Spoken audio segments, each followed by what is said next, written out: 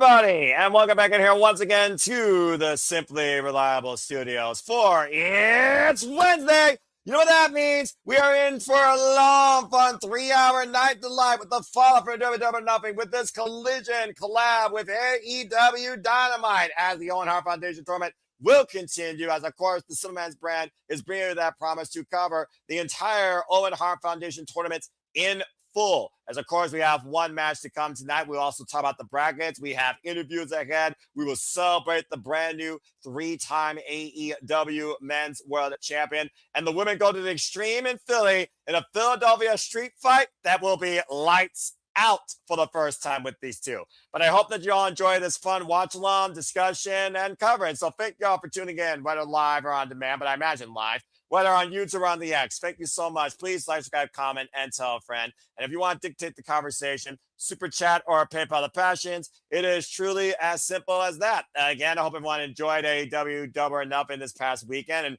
thank you for those that tuned into our coverage here at the Simply Reliable Studios. You all continue to make the passion persist, pursue, perpetuate, and shout out to those that just tuned in to Major Push Wrestling on the Papa Gino Network. If you haven't already, please go over and subscribe today to the Papa Gino channel. And favor those that tune in to Predictions League Breakdown. As of course, we look towards Clash in Italy, maybe, this weekend. And State of the City predicting tomorrow night, 11:30 p.m. Eastern Standard Time. Shout out to Grand Wrestling JJ Woods, by the way, who just put out an article for the first time in NoDQ history. As of course, you're on the feed like me on HBO Max. We are about to begin tonight's 3-hour festivities. So let's have a good freaking time with AEW Dynamite.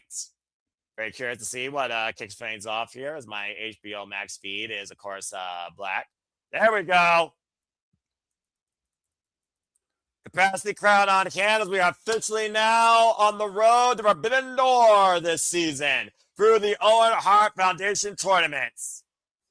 As they come to us from a very familiar location, the Liacouras Center in Philadelphia, Pennsylvania. Again, folks, it's Wednesday. You know what that means? We're in for a wild ride tonight with 3 hours of collision AEW Dynamite. I'm here with you for the entire time. We know that we're going to have a 5-second pause with Adam Coleman and Christian Cage, the brand new AEW World Tag Team Champions. The Owen Hart Foundation Tournament will continue as Dunkzilla Mark Davis will take on Jericho Perry. And also tonight, Claudio Castagnoli will take on Brody King, a rematch from this year's past Continental Classic with one of the greatest tournament wrestlers of all time and one of the big men ever. And of course, Jeff Perry might take one step closer to reclaiming his AEW National Championship as he takes on Big Dunkzilla Mark Davis. Again, a rematch from Fairway to Hell and also from the 0 Hour at AEW Dynasty.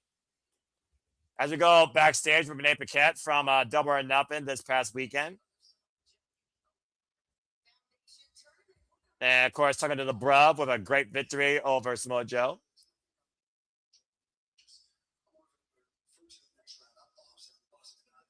And buzzing about this.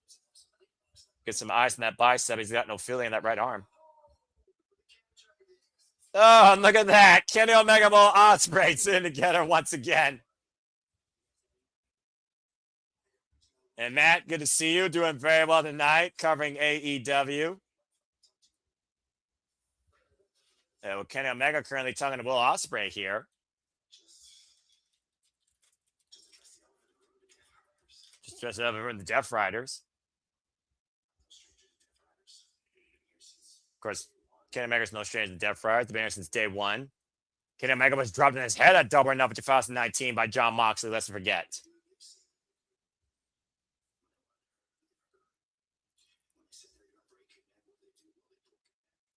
Yeah, Ospreay, of course, being echoed about his past, about what the Death Riders done to him. Kenny Omega saying I would do anything for him.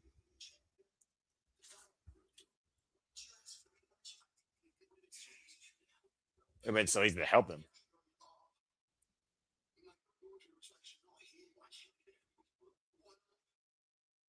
Ooh.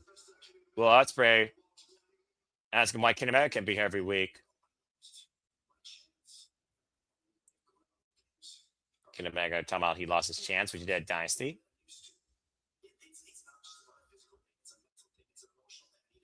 It's a mental and emotional thing.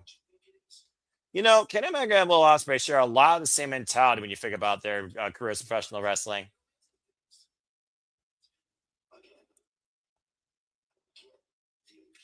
Get the Kenny Omega understanding what Will Ospreay is doing, of course, as the Death Riders do get the job done, whether you agree with it or not. Good to see you, Safet. Hope that you're having a wonderful evening. And speaking of Death Riders, John Moxley saying good advice. We all have our skeletons, don't we? John Moxley handing Will Ospreay an ice bag. And apparently telling him about training.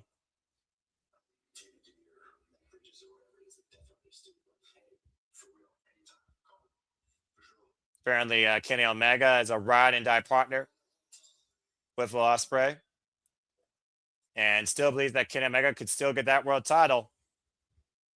But again, as we heard, a bit of caution maybe suggested by Kenny Omega for Will Ospreay as he continues forward in the Death Riders training mentality. That being said, speaking of looking forward, let's see what the hell is on the mind of the Jet, Kevin Knight, following his despicable transactions post AEW WWF main event, UFO splashing a stretchered Darby Allin.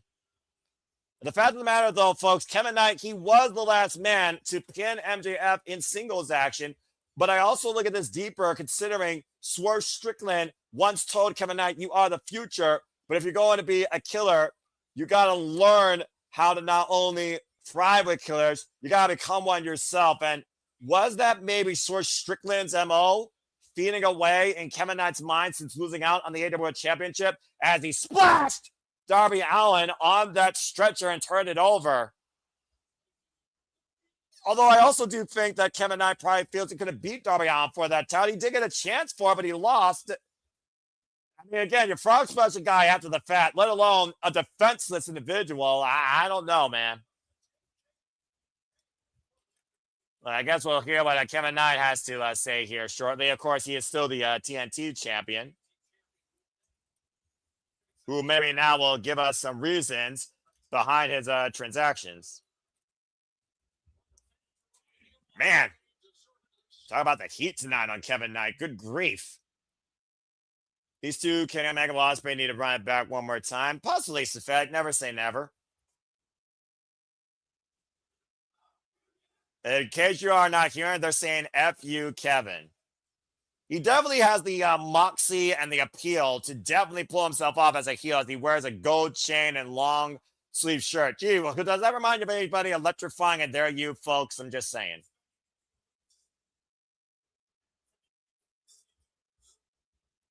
Talking about the meathead sickos.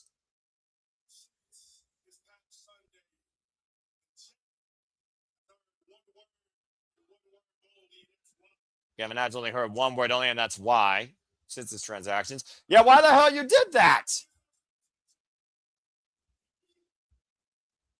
This guy ain't gonna give you no respect to speak, even if they want the answer.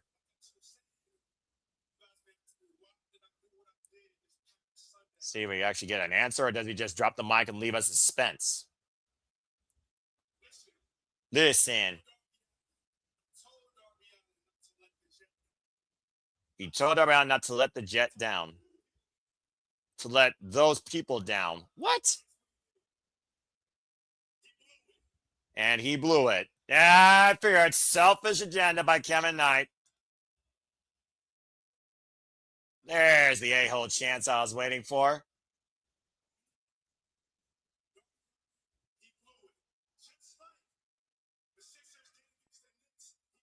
Just like the 76ers did against the Knicks. Damn! Basketball burn.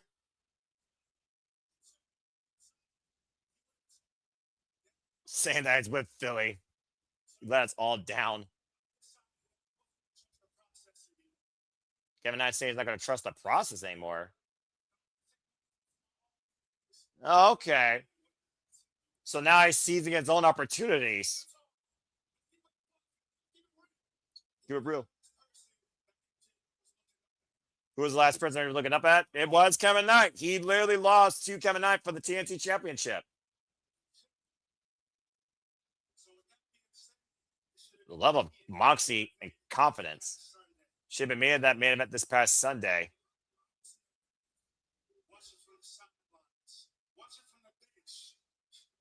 So I guess Kevin Knight's tired of being a bench warmer. He wants to be a main eventer.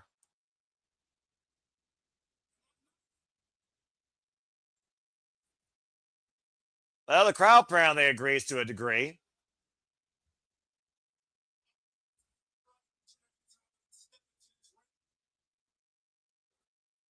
Crowd turning on saying, no, you're not a highlight.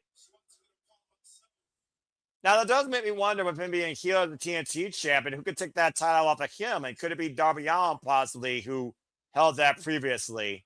I mean, you know Darby Allin's going to come back for revenge. It's just a matter of when. Saying he trusted Darby Allin. Darby Allin told him, don't waste any time.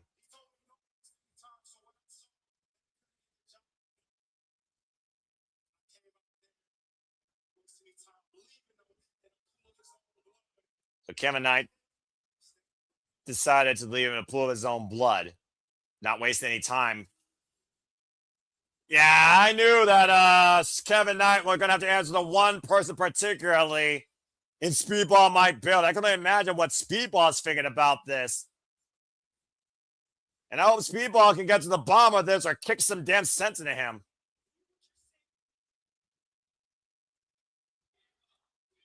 Speedball transmitting out here. Speedball, who also had a tremendous effort against Darby Allin for the AEW World Championship.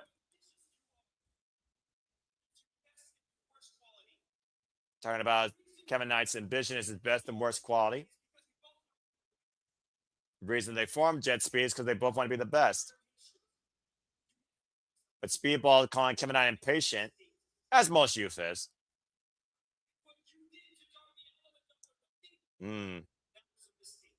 Saying that what he did to Darby Allin was a mistake. We can fix this.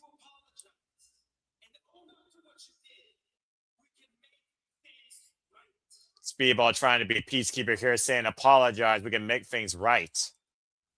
I don't think that's going to happen. I think the Jet's about to take off from Canada. And Speedball with the hand out, though. I wouldn't trust it. And just a big old shoulder bump. Oh, what the hell? And Kevin Knight just branded Speedball my belly with the microphone over the head. A blatant cheap shot.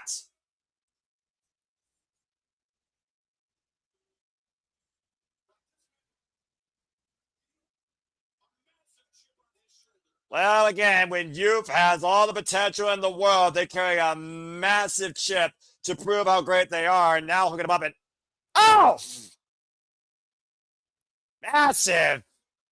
You're a Nagi. What the hell is going through Kevin Knight's mind? Was this really escalated from Darby Allin losing, from him losing to Darby Allin, from him being MJF, or from what Swerve Strickland told him at the beginning of the year? Well, either way, new attitude out of Kevin Knight, the Jet flying VIP solo, it seems, saying that his time is now and he will seize his own opportunities. Well, that being said, we'll move on from there and go backstage with the now bald Ricochet, who was defeated in Stampede, alongside a Demand, Bishop Khan and Toleona with Marco Renee Paquette.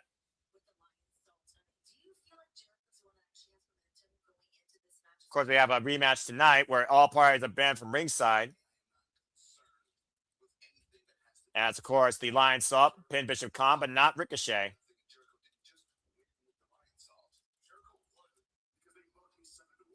Jericho won because they mummies and it's Stampede, dude, and you took the bullet for Ricochet. You're the idiot, bald.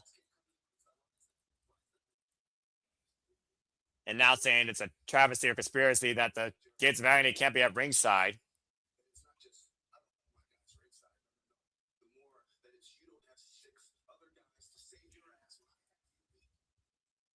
And Ricochet making up all the excuses in the world. Go figure. You can tell he's salty, bald.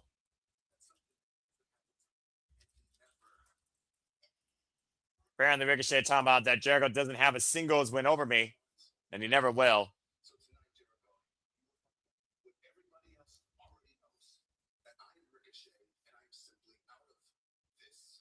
Ricochet saying that he's out of this world. Again, folks, tonight, all parties banned from ringside. Ricochet and Chris Jericho go one-on-one once again. A rematch from Dynasty. Speaking of which, we're going to kick things off with that. See you, Philadelphia. Here comes Jericho. Time for our usual Judas sing-along. Non-copyright, of course.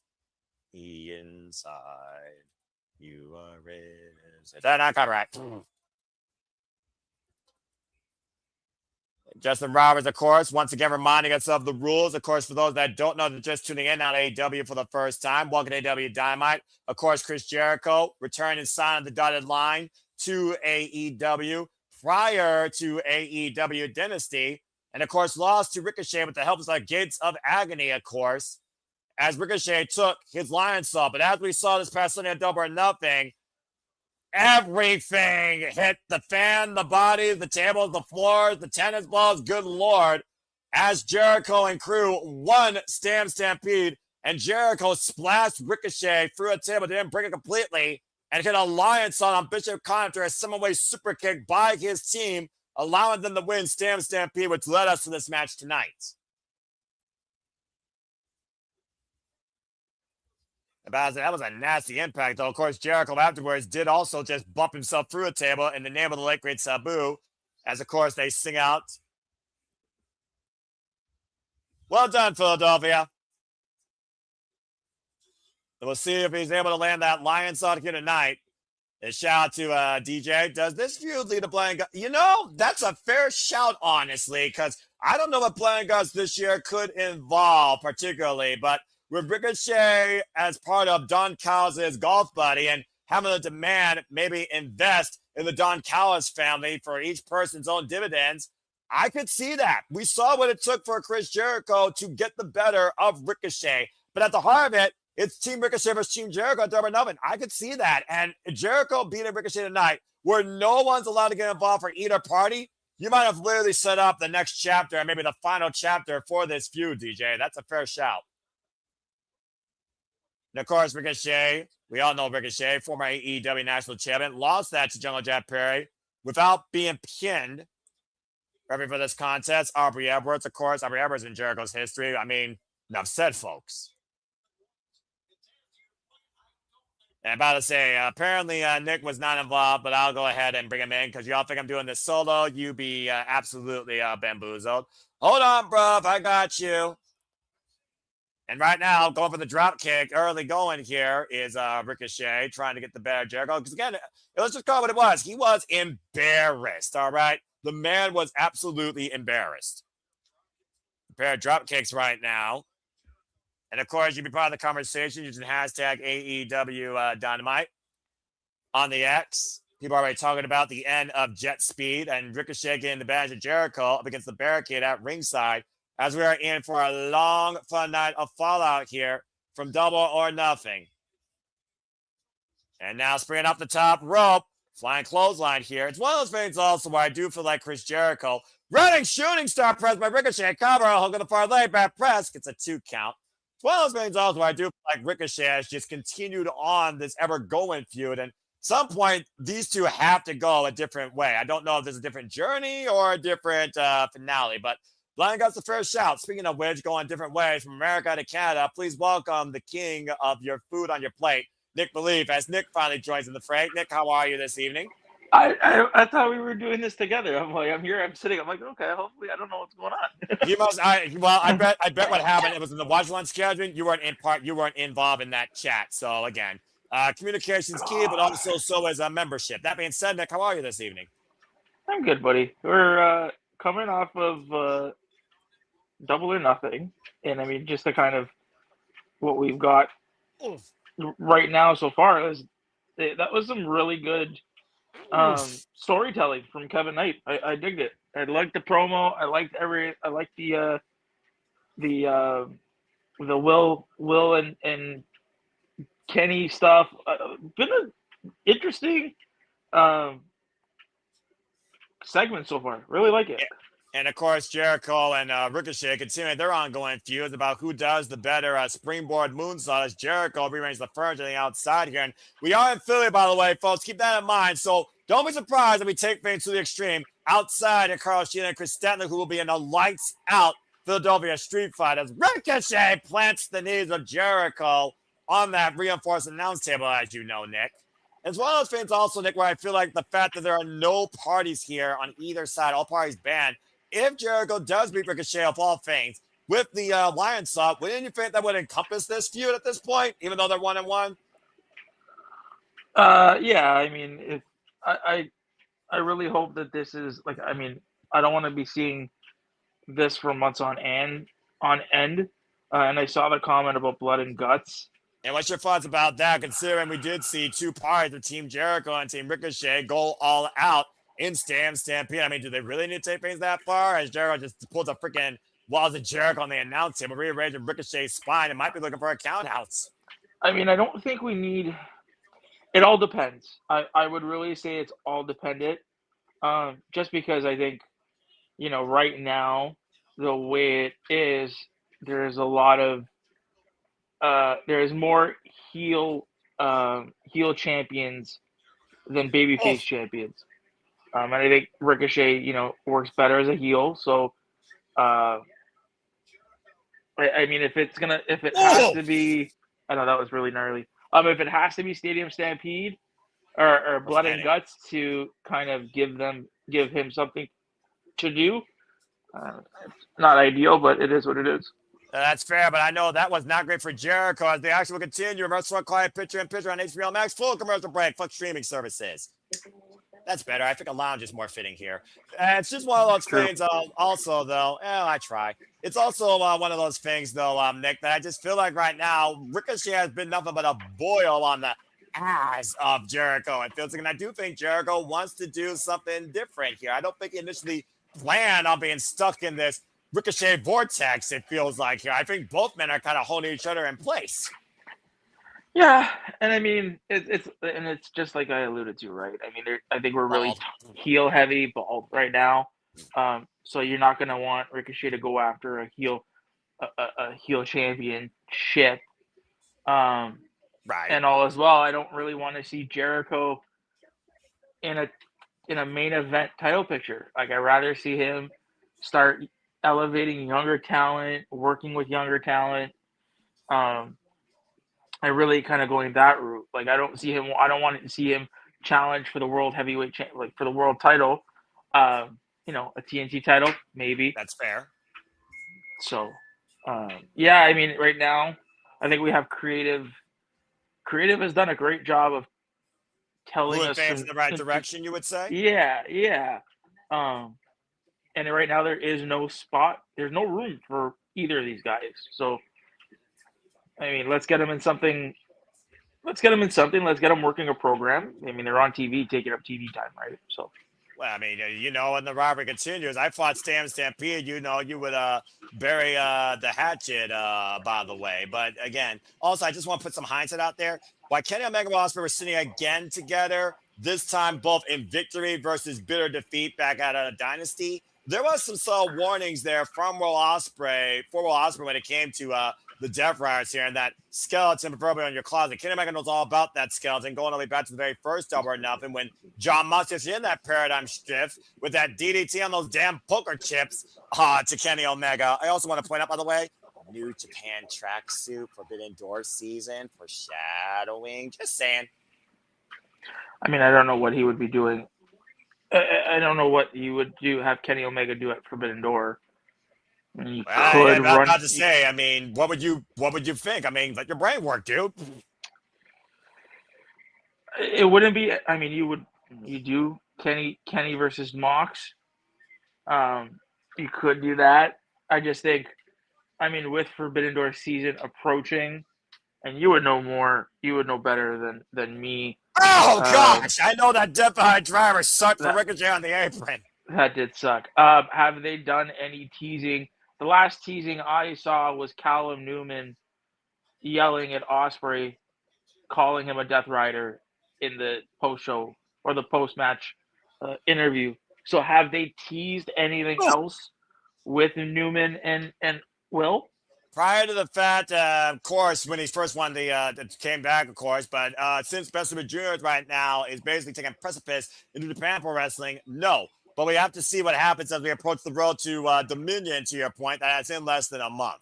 And I think Dominion is going to be very telling for the future of Will Ospreay in both AEW and New Japan Pro Wrestling. Okay. Yeah. So, I mean, I can see, you want, it's Forbidden Door, right? I would do play out the story with Callum Newman and Will, and then you could do Mox Omega. Up the ropes, shoulder block. I mean, again, we're in Forbidden Door season right now, and the precipice of it is the Owen Hart Petition Tournament. Will Ospreay at the heart of it, but also Will Ospreay right now stuck between two worlds when it comes to the Death Riders, who have given him this new leash on life and conditioning for his neck. Accent out of the corner by Jericho, and the fact of the matter is being warned by Kenny Omega, but also maybe being instigated by his own brother in the fact that he started United Empire. And for Kyle Newman's sake, he better win against Yuta Tsuji at Dominion, or all his freaking Palm circumstances go up in smoke. Oh, fake alliance on said springboard back elbow. That was clever by Jericho. Yeah, you just saw it. Vertigo drop, brainbuster. Into the cover, hook on the front leg, and kick out at two. I'll be shocked if this match does not end with a moonsault some sort by one of these men, Nick. But we know how many things Jericho is able to do, of course, being a master of reinvention, let alone how deep his repertoire is. Yeah. Oh. Lining him up for the Josephine. Ricochet rolls to the outside. Able to keep himself out of range of the possible Juice effect. That lightning fast spinning back elbow. Ricochet hoisting Jericho up and over. Hard on the floor. I think his neck hit the apron. And now Ricochet springing up the second with a triangle drop kick, dropping Jericho to the floor. Oh, my Ricochet picking up speed. Open Suicida, driving Jericho further down the entranceway. As you're saying, Nick. Oh, I was going to say, we got a 3-hour, this is a 3-hour program tonight. Yeah, that's right. Let's not forget, folks, you're in for a 3-hour special Fallout tonight with AEW Dynamite and 1 hour of Collision. Still to come tonight, as we just learned, Brody King will go one-on-one with Claudio Castagnoli. We will also see Ty J, who have also put their names out there against Divine Dominion for the AEW Women's World Tag Team Championships, will be in action as well. Interview with Kyle Fletcher and Don Callis regarding their actions against Kanosuke Takeshita and its excommunication from the Don Callis family. A 5-second pause with Adam Copeland and Christian Cage. And MJF will celebrate as he is now a 3-time AEW Men's World Champion, all before the age of 30. And Hikaru, Shida, and Kris will have a lights-out Philadelphia street fight, considering the fallout from that failed for the AEW Women's World Championship. That and so much more ahead tonight here on AEW Dynamite. And Ricochet trying to take advantage here with the count-out policy. Aubrey up to 5 as Jericho right now crawls his way to the ring. There's no way this ends via count-out. No. Up to 8. Up to 9. And Jericho crawls in as Ricochet springs to the top rope. Springboard 450. Cover 2. Kick out 2.5. Impressive fortitude by Jericho kicking out of that. The way that Ricochet just twists his body in midair, though, is ridiculous. I just want to point that out for the record as well. Of course, we're on the stomping grounds of ECW. Taz knows this city very well and knows Chris Jericho very well based on their history. As Ricochet looks to shoot his spirit good, and Chris Jericho able to duck underneath. Uh-oh, double leg takedown. Looking to step over, trapping the walls. Walls of Jericho locked in, center of the ring. See if Ricochet finds his way to the ropes, though, as Jericho drags him back towards center. It's an okay match. Right, I'm about to say, you see the way right now, Ricochet is just trying to beat the legs out of Jericho, try to force way out of this hold. Now Jericho turning over, though, as Ricochet attacks the already damaged knee, able to punch away Chris Jericho and force the break of that hold. Of course, Jericho's knees are probably still not feeling right after that table bump and Stampede with that table didn't break through Bishop Khan. And right now, swing and a miss. Ricochet, standing switch. Schoolboy, roll up, cover. Aubrey in position, shoulders down. Gets a 2 count. Ricochet right now blocking Aubrey. And whoa. Ah, the low blow! Behind Aubrey Everett's back. What a dick. Well, what else would you expect from this ball? Never mind. Springboard, moonsault! The Rico salt that cover and Ricochet, no! Jericho kicked out.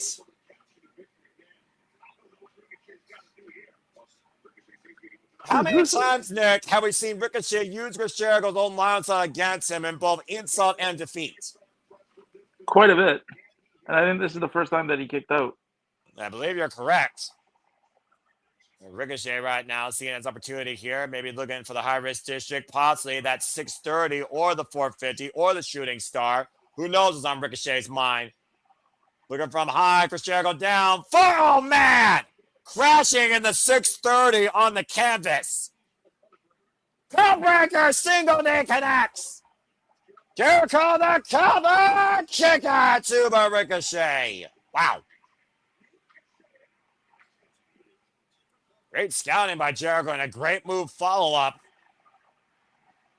Now looking to channel that Judas effect. Ricochet staggering to his feet and Jericho. Judas effect! Wipe out Ricochet! Oh, wait a minute. Big Jericho wants to put, as we were talking about earlier, the exclamation point on this. Off the second rope. Long insult connects! And the cover! 2, and Chris Jericho has done it! And that's the dub. I think it's safe to say we can finally put away this feud. Finally. Well, you'd hope. I mean, don't you? There's a reason why Chris Jericho still goes 33 later, Nick, in his mid-50s. Able to pick up a big win tonight against Ricochet, finally. Man, how good that must feel. Congratulations to Chris Jericho with a big win tonight. What the hell? Tommaso Ciampa? What the hell is this about? He's not even able to freaking embrace the Judas seal-off is about to happen. The Psycho Killer attacking Chris Jericho, now choking him out with his shirt. I mean, the last time we saw Tommaso Ciampa, he lost that ridiculous Anything Goes match against Mark Briscoe, but why would he attack Chris Jericho? No, I don't know. This is something, big knee. And now, taking out, maybe he's frustrated after what happened last week, because that was last week on Dynamite, let's forget, as he drops the knee. And Psycho Killer knee connects. Let me know when you see that, by the way. Jeez, oh, please. You're good. That was, I mean, hey, you know what? This just means that the Ricochet thing is done, which is nice. And now we see his next feud. Would you say that this is his moment?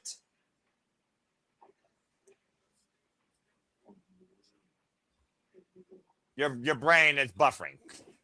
Yeah. Say that again. Sorry. No, you're good. Would you say that was his moment? That was, yeah, right. Like it's moving. You're now moving off into something else, right? Which is good to see. So it seems. Now we go backstage to Andrade El Idolo. He wants the world title.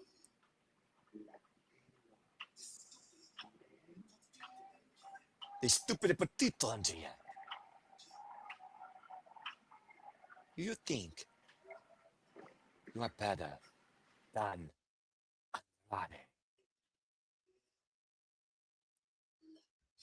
Andrade? A real Latino man? Well, Big Hebrew says he's better than you, and you know it. How you know? Yeah, I mean, that's... I mean, what's your thoughts on Andrade's comments?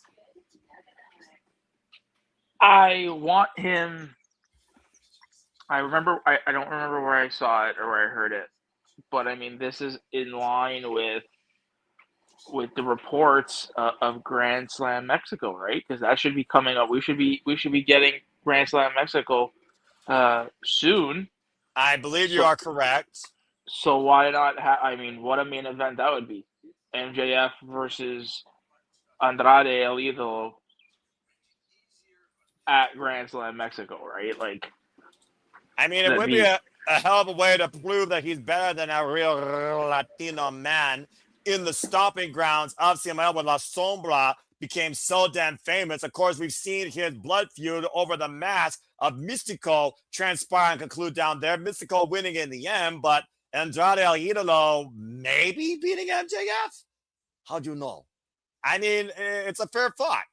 Well, as we got a moment to breathe again, thank you all for tuning in here to the Super Lava Studios. Please subscribe, comment, tell friends, and keep you in tune with all the biggest fans across all fans of wrestling. Again, here's the Super Lava Studios. We are bringing you coverage of the entire Owen Hart Foundation tournaments for both the men and the women. We know we got 2 matches tonight for the men. Mark Davis versus Jungle Jet Perry, and now official, Nick.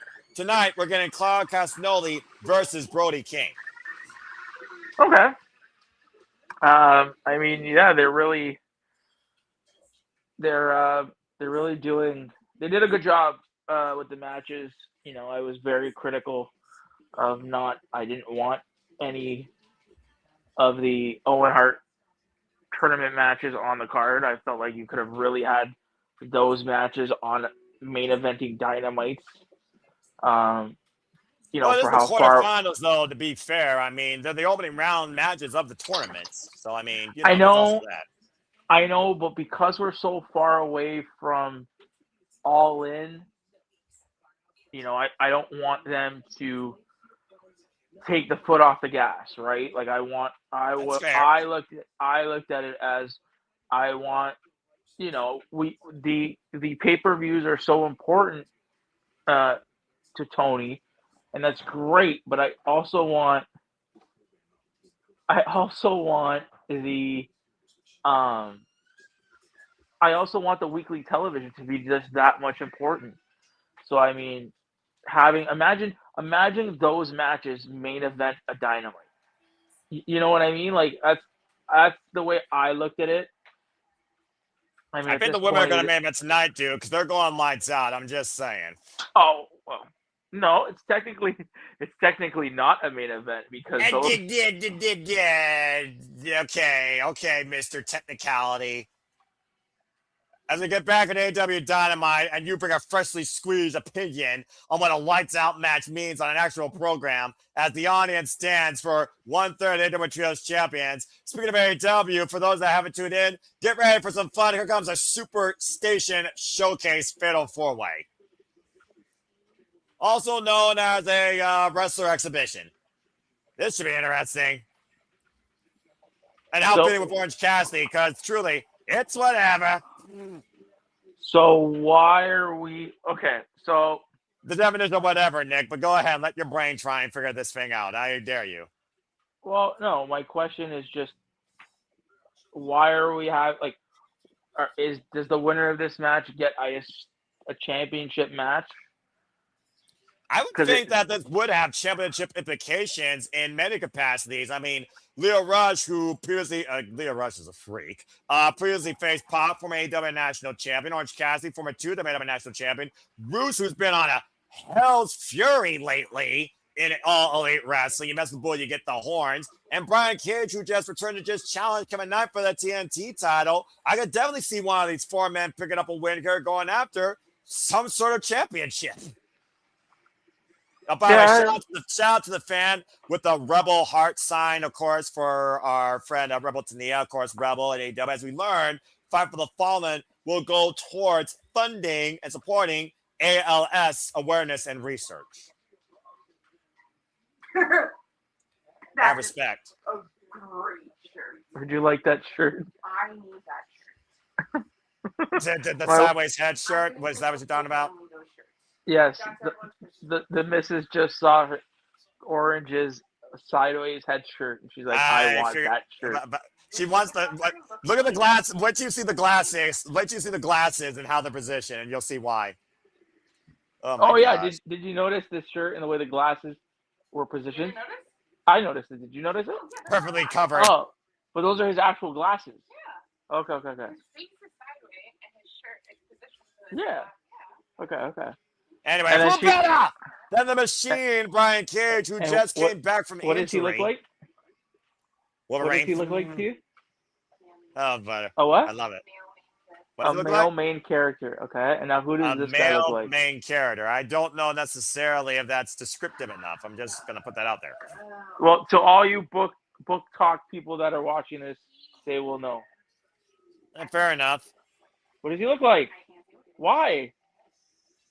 I mean, she doesn't have to give a reason if he doesn't want to. I'm just saying.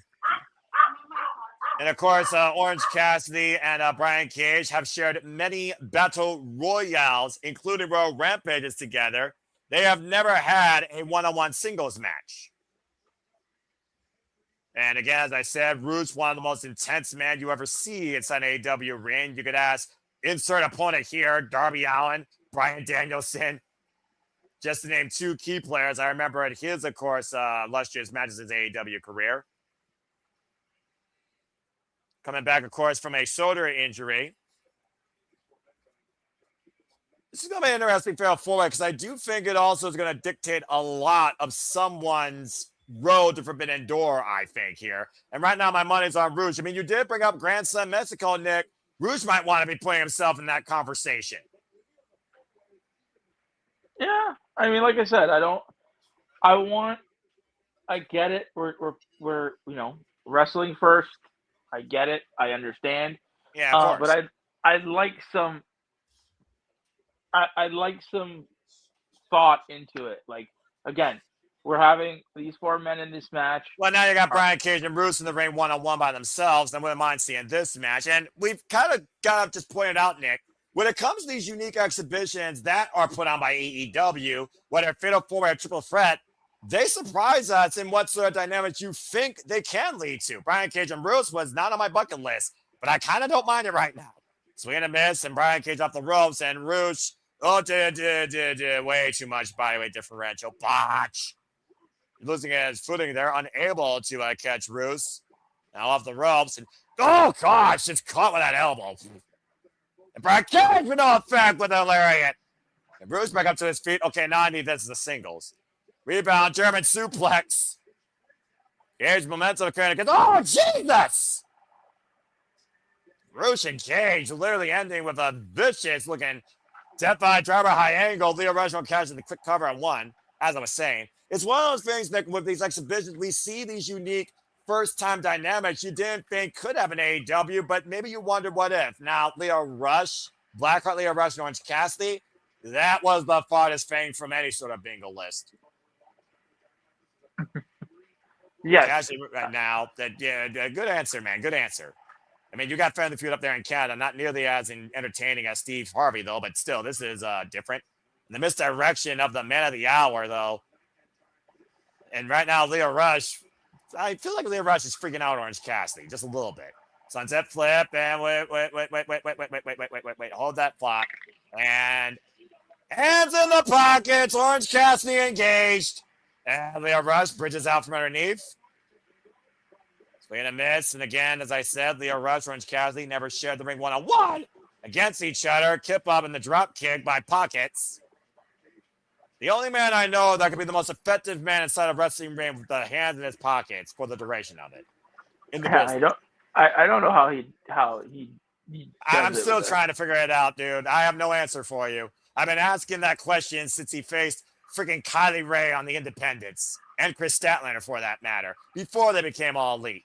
Brian Cage looking to stick a smoke in it towards the center, looking for the power bomb. Leo Rush trying to fight out of it, though. Take up to Harrison's Brian Cage out to the outside. Brian Cage, former, of course, FTW champion. If for those that don't know what that title means, ask Taz about it. As again, we're in Philly. And Leo Rush right now chilling his inner golem or unique beast, just galloping around the ring for the tope and got caught by Brian Cage. Swung around in vertical, stalling position. Orange Cassidy with the tope and the stalling drops Leo Rush and Brian Cage. 2-for-1 special. And now watch wait a minute, Rusha, tranquilo, Orange Cassidy, tranquilo. And no orange mimosa needed. You were saying, Nick. No, he was trying to tranquilo. The tranquilo, dude, and we'll be tranquilo during this commercial break as AEW continues, folks. Stay tuned. Wrestle Quiet picture-in-picture, JR, or Prazan picture, or full commercial break if you're on HBO Max, fuck streaming services. Again, though, Nick, you look at these four men, do you see any way this could go for them in a win, or who do you think needs this win? Like, where's the potential here? Talk to me. Who I'd want to see win this match? Mm-hmm. I want Roosh. I think Roosh is great. I think he could be a really big player in that international division, like in the international title picture.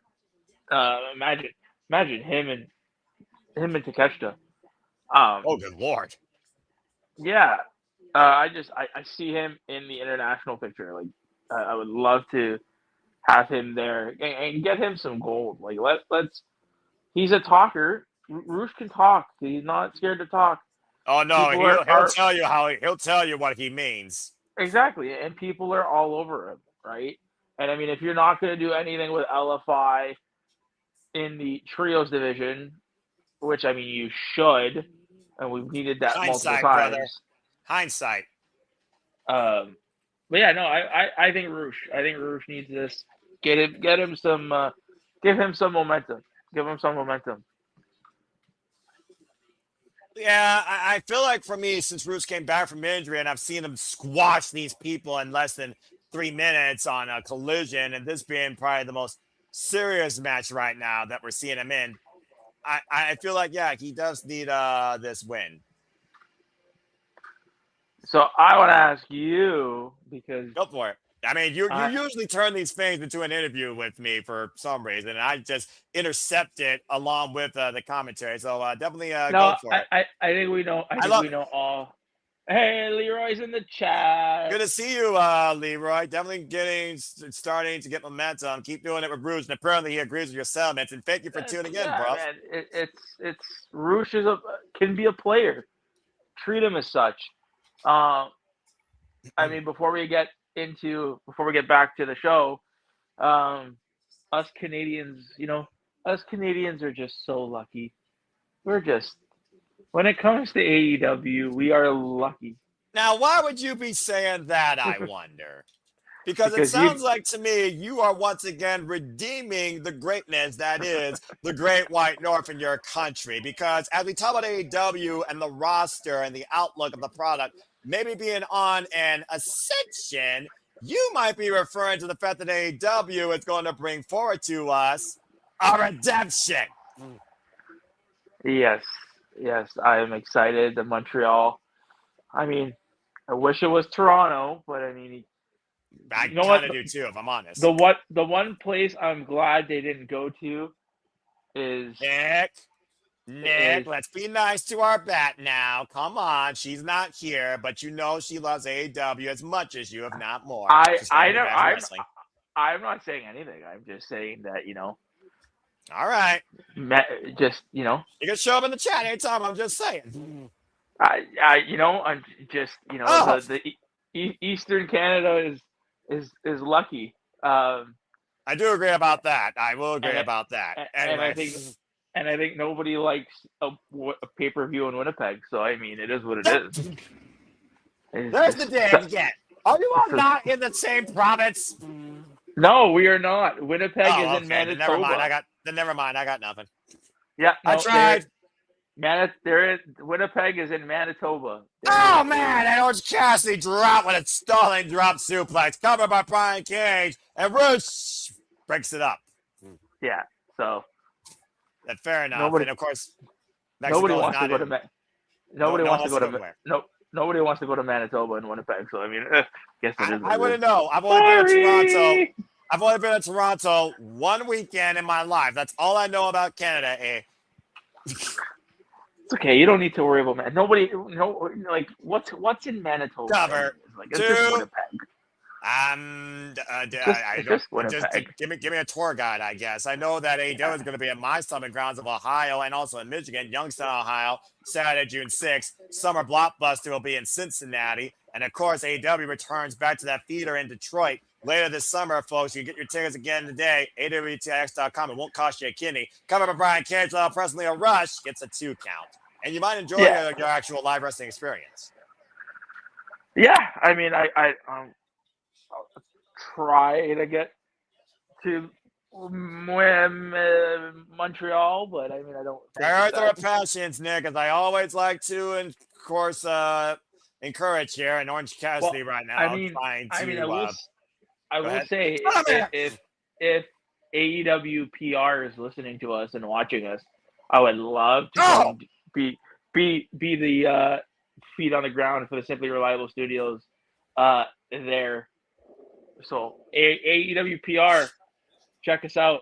We want to come. We want to be there. And again, folks, you can follow us today at SR Studio 2024 on the X. Orange Cassidy with the tornado DDT to the outside on the machine. Brian Cage up the tope, crowning the machine. Wait a minute. What the hell? Roger Romero, Lance Archer, members of the Don Callis family. Yo. I mean, it's legal in fatal four-way action, to be fair. The orange punch caught by Lance Archer. Oh, boy, this is not going to end well.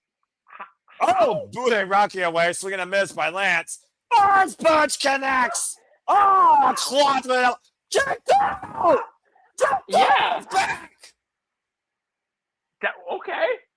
Something! Oh, man, Roderick Strong fighting off Jay Doyle now. As if the Don Callis family doesn't have enough numbers already. Lance Archer now hoisting Orange Cassidy where the conglomeration is literally fighting with the Don Callis family. This match just became a freaking one-on-one with Lio Rush and Roosh. Okay. I didn't expect that to happen. So what happens when a bull meets a freak? I'll say the intensity and the velocity of both these men. Lope.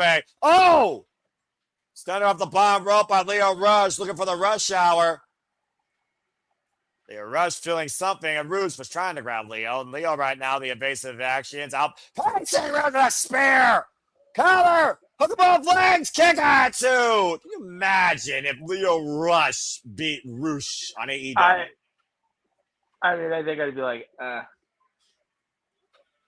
I'd be confused right now as I'm confused on what just happened. Meanwhile, Lio Rush went for the final hour, split leg frostbite. Oh, ran it on a full right fist by Roosh. Oh yeah, I mean, it's a four-way, so there's no DQ. Did you just realize that, bruv? Yeah, I did. I'll be honest with you. I kind of was just like, oh. I feel like your brain is slowly buffering, still trying to wake up from Double or Nothing. Meanwhile, Roosh is trying to choke the life out of Lio Rush with a cable from under the ring. And again, there's no disqualifications. Technically, the fact that this is a singles match and stars of fatal four-way, there still is no DQ. And there's also no count on the outside. So Roosh can be as pissed off as he wants against Lio Rush. Bryce Remsburg trying to get these men back inside the ring. Good luck with that.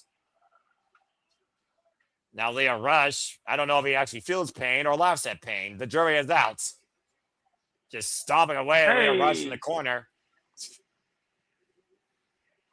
Uh-oh. And right now, Rouge might be looking to charge through Lio Rush. If you mess with the bull, you get the horns on target.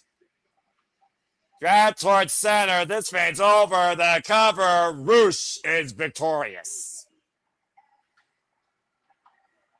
Well, that's a statement. Big payday for Rouge tonight. Getting a win on AEW Dynamite. Well, that was a fun four-way as we go backstage to Renee Paquette to maybe figure out what the hell's going on here tonight. As she's looking to get words from our new AEW champion, MJF, who has the Triple B on his shoulder once again, Kevin Knight. Ooh. This should be interesting. I want to say thank you.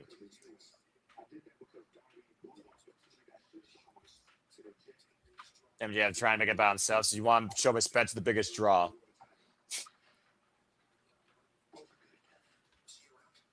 MJF saying, I'll see you around. You got a bright future.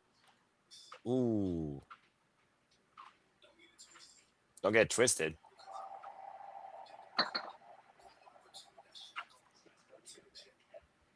Darby blew up into that should have gotten the jet. Next time, maybe I'm going to beach fade over a title. Well, definitely some moxie on the Jet. Kevin Knight still thinking he could be a double world champion. Oh, boy. Speaking of champions, there's another title in play here that another person might be looking at, and that's Kyle Fletcher. I love this. This is what I'm talking about. What they're doing is interesting. That was interesting. The fact that you had Kevin look at the world champion, and then you had I want that. I want that. That to me is interesting, even though it's a little bit. That was good. I love it. Well, apparently Kevin Knight being endorsed by Don Callis, who again, of course, Don Callis' family seems to be back stronger than ever with Jake Doyle returning. And we also just saw Kevin Knight confronted by the former TNT champion, Kyle Fletcher. So again, where's Kyle's mind at right now? Does he want the TNT title back? And does Don Callis only want Kyle Fletcher to be TNT champion once again? Does he not want to see him go towards bigger things? We saw the way Okada grabbed the AEW National Championship, but Kyle also grabbed it too, and Okada's like, okay. But you know Don Callis is dictating everybody's agenda. I'm just saying, Nick. Yeah, I mean, like I said, that's stories. I get it. We're all about the wrestling, and we want wrestling. Wrestling is first. I get it. The AEW has built their bread and butter on the in-ring talent, but give me stories that I can be invested in as well. I don't need soap operas. I just need stories.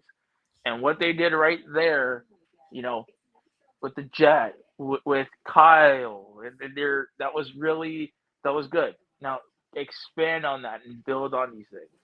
Well, I'm pretty sure they're definitely going to do that. Coming up next, we're going to celebrate with MJF as we go to full commercial break. Fuck streaming services. But that being said, MJF, Andrade, Kyle Fletcher, Kevin Knight, Owen Hart Foundation tournament winner. There's already still a lot going on with the AEW Men's World Championship. And we literally aren't even a full hour into the night. Well, let's see what happens. With this. They're obviously going to set up the title picture for MJF, I would assume, after this celebration. So let's see where they go with things. I mean, you're expecting somebody to confront MJF in this? I would. I am expecting somebody to say something, right? Nothing! I'm just glad Jake Doyle's back because I think Jake Doyle is extremely underrated. Now, I mean, I hate to say it, but now you take now that Jake Doyle is back, you take the national title off of Mark Davis, and you have them in the tag team division with Doyle and something. All right, Doyle and Davis. Have them back in the tag team division, and they can be a steady act in the tag team division, right? I would say so. They have a look. They did have chemistry. So let's see them come back. And then with the national title, you put it on somebody who can, that you want to, I wouldn't say establish, I would say get the fans used to. I think your preliminary title should be, when you're a single star, a young single star, up and coming, I feel like the national title should be the one that you want to go after because that's how, you want to get that feeling for a championship. And then you can move on to the TNT title. And then you go for the either international title or you go for the world title, right? So give the national title to an up and coming, a young star, right? I mean, to somebody be that fair, you're Mark Davis has never been a singles champion, and no. so far with one defense, I think he's trying to really fit into this, as he talked about, I think, on the scrum with Tony Khan after Ring of Honor in his first defense. So it's a whole new aspect for him, considering he's always been a tag team specialist. So I feel maybe not young, but they're already kind of doing that, because obviously he's going to lose it to somebody else, and hopefully it is somebody with that young potential. Speaking of potential, we go backstage to the Brawling Birds, out of here, Jamie Hayter and Alex Windsor, who are, of course, undefeated as a tag team. And of course, Jimmy Hayter saying, "Yet to take Fecko's head clean off." I agree. Of course, Alex Windsor was set to face Will Nightingale, but we don't know who Alex is going to face now. I'm just so sad for Will. I'll get Will soon. And so does Alex Windsor's heart. When it find Danny with the throw down. Of course she's won the throw down. She's a brawling Brit. I am prepared for a wild card.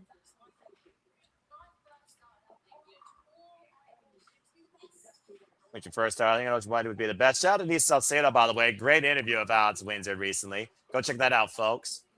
And of course, as we talked about before, we will be covering each AEW TV show as long as there's an Owen Hart Memorial Tournament on it. As you see below, next week we will find out the wild card facing Alex Windsor as the women's Owen Hart Memorial Tournament will continue. So stay tuned for coverage here next week Wednesday for AEW Dynamite. More than that. There's more, man. My Billy. Interesting. Okay. And so am I.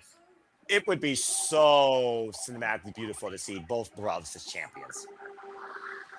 Yeah. So who are you thinking?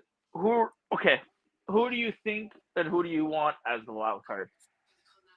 Oh. I think there is really only 3 names. Actually, there's a lot of names out there I could think of considering the wrestling business. As far as AEW, I think about those inside the roster that could get this chance. I think about those with connected tissues. Julia Hart, Pina Manada. But for now, we weren't going to talk about women. We're going to talk about, as you see the ring decked out in the gold and black as the Burberry Titantron grace our screen. Ladies and gentlemen, your 3-time AEW World Champion, Maxwell Jacob Friedman, MJF. Coming out on his own pompous throne with the old world title underneath his foot. As he proved this past Sunday, Nick, Darby Allin was the one mountain he couldn't conquer.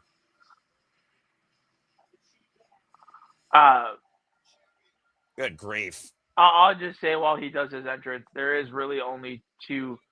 There are 2 names that I think would stand out that, I mean, I can't see anybody else. Well, I could, but I mean, the 2 names that I hope it is, one would be Dani Luna. That's a fair shout. Because remember, she did ask for her release from TNA. Brit versus a Brit. I'm all for it. Or Charlie. Oh, Charlie. You got Charlie maybe in the fray. Well, she did face Kris Statlander, her return back to wrestling at Wrestle Kingdom 8 for the EVE International Championship, as MJF just threw away the original AEW World Championship. Disgraceful. And also, we just saw her, of course, involved in Las Vegas. Not to mention, Will Ospreay was very outspoken about Charlie's potential in AEW. As MJF is going to insult us for the next 5 minutes or so, maybe 10.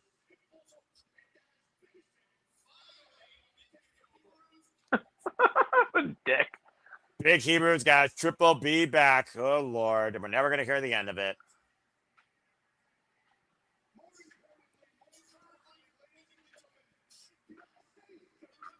Saying that Darby's hanging his head in shame.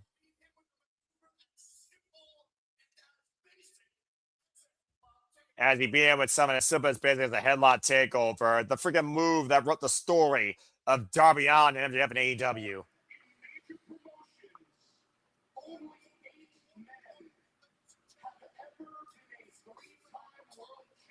Did I say third time? Yes, you did, as the triple B is around your waist again.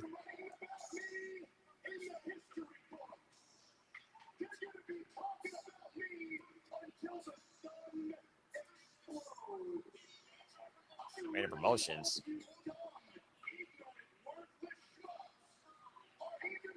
Only 8 men have ever been a 3-time world champion by 30 years of age. I mean, that's a hell of a feat. I'm not going to lie.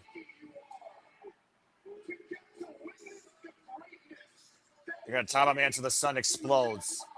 So the end of time. Got it.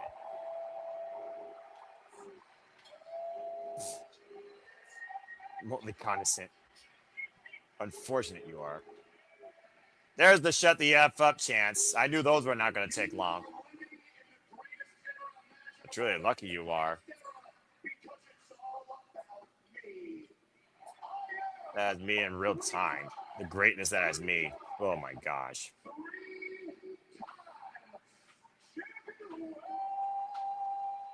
Well, Beta Scott already out speaking about Speedo Mike Billy, saying revenge next.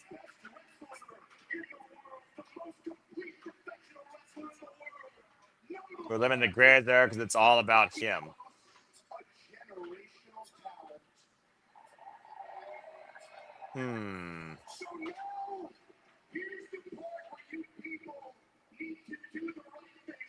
Boy, is he full of himself.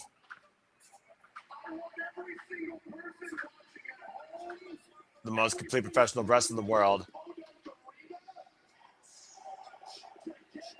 Ain't nobody close a generational talent. Yada, yada, yada, yada. Okay, you read us your business card.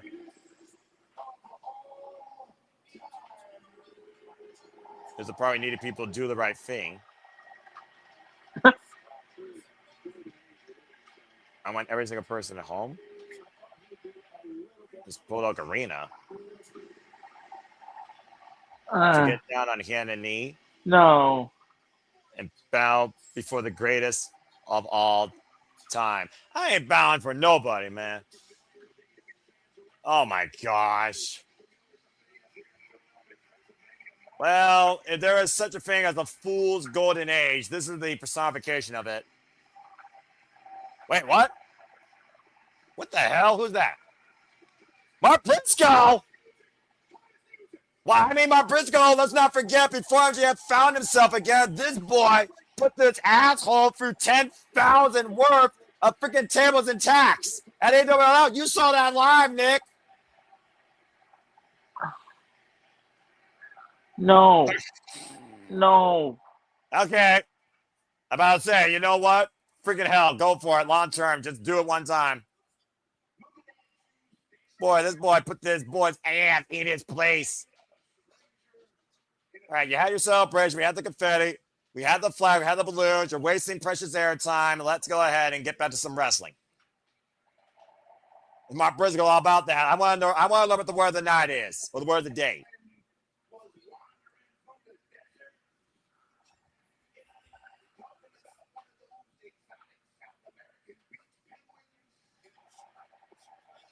The stranger in a strange place. I love Mark Briscoe. Go in here, Max.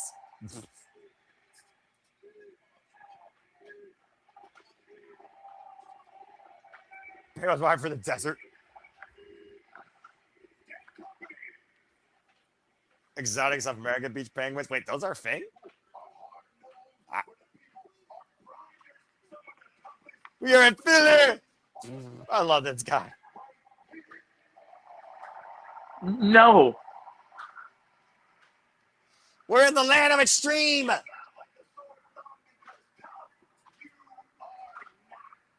Dead company. Got ECW chance, that's why.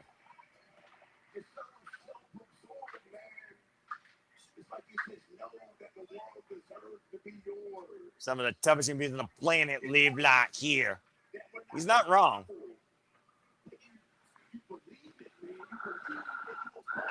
That suit, by the way, good grief. What do you say? Self-absorbed, man. These are the words of yours. So does Scarface.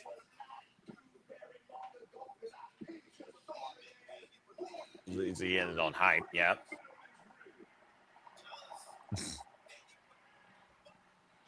Judge Bells, we know it. Believe it, man. With all your heart. Let me remind you. No.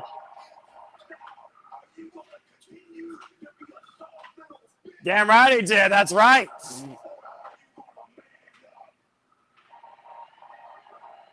On pay-per-view.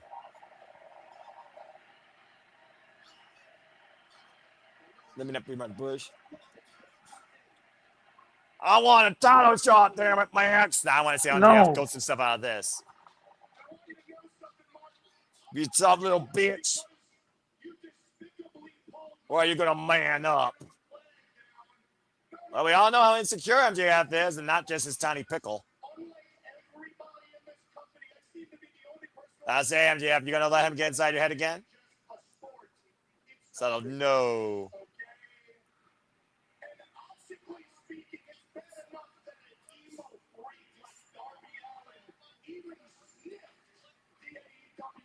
Can't say no because he pulled the flag down.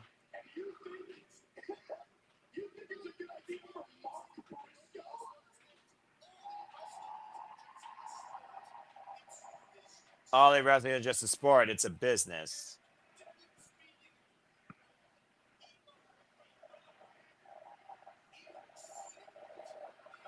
Talking about how bad was that Darby Allin had the championship.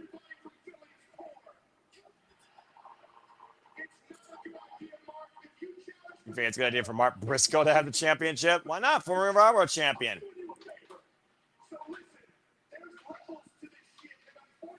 I buy into it. I watch it.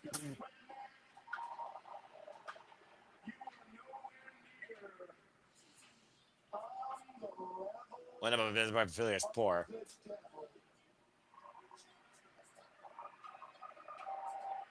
If you challenge me with the top prep, it's coming out of business.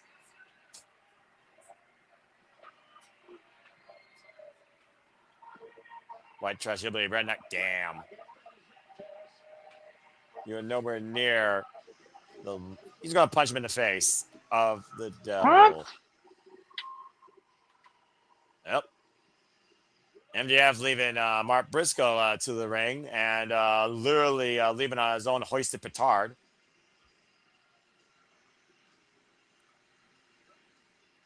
Well, that's that when it comes to our new AEW World Champion. Damn. Well, maybe he's not leaving.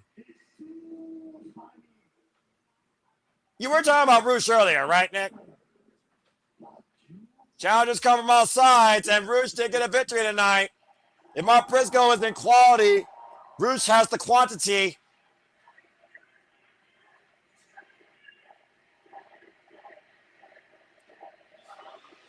It's funny.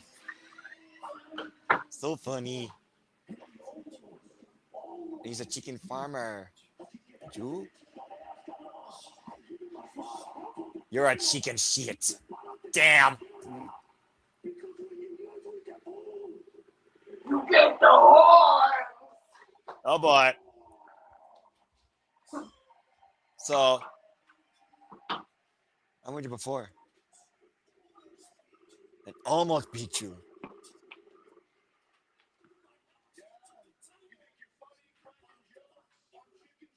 Ooh.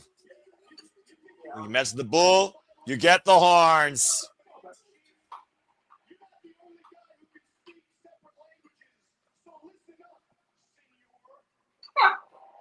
I'm for it. I'm for it. Bruce for Smart Briscoe. No more contenders match. Winner faces the grandson Mexico, like Nick was trying to point out.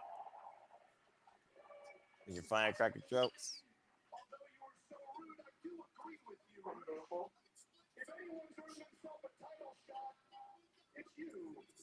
MJF saying not to speak different languages.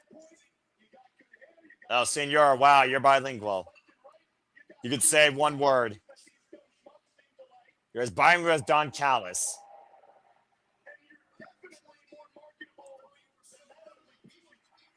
I do agree with you. What? MJF saying Bruce earned himself a title shot?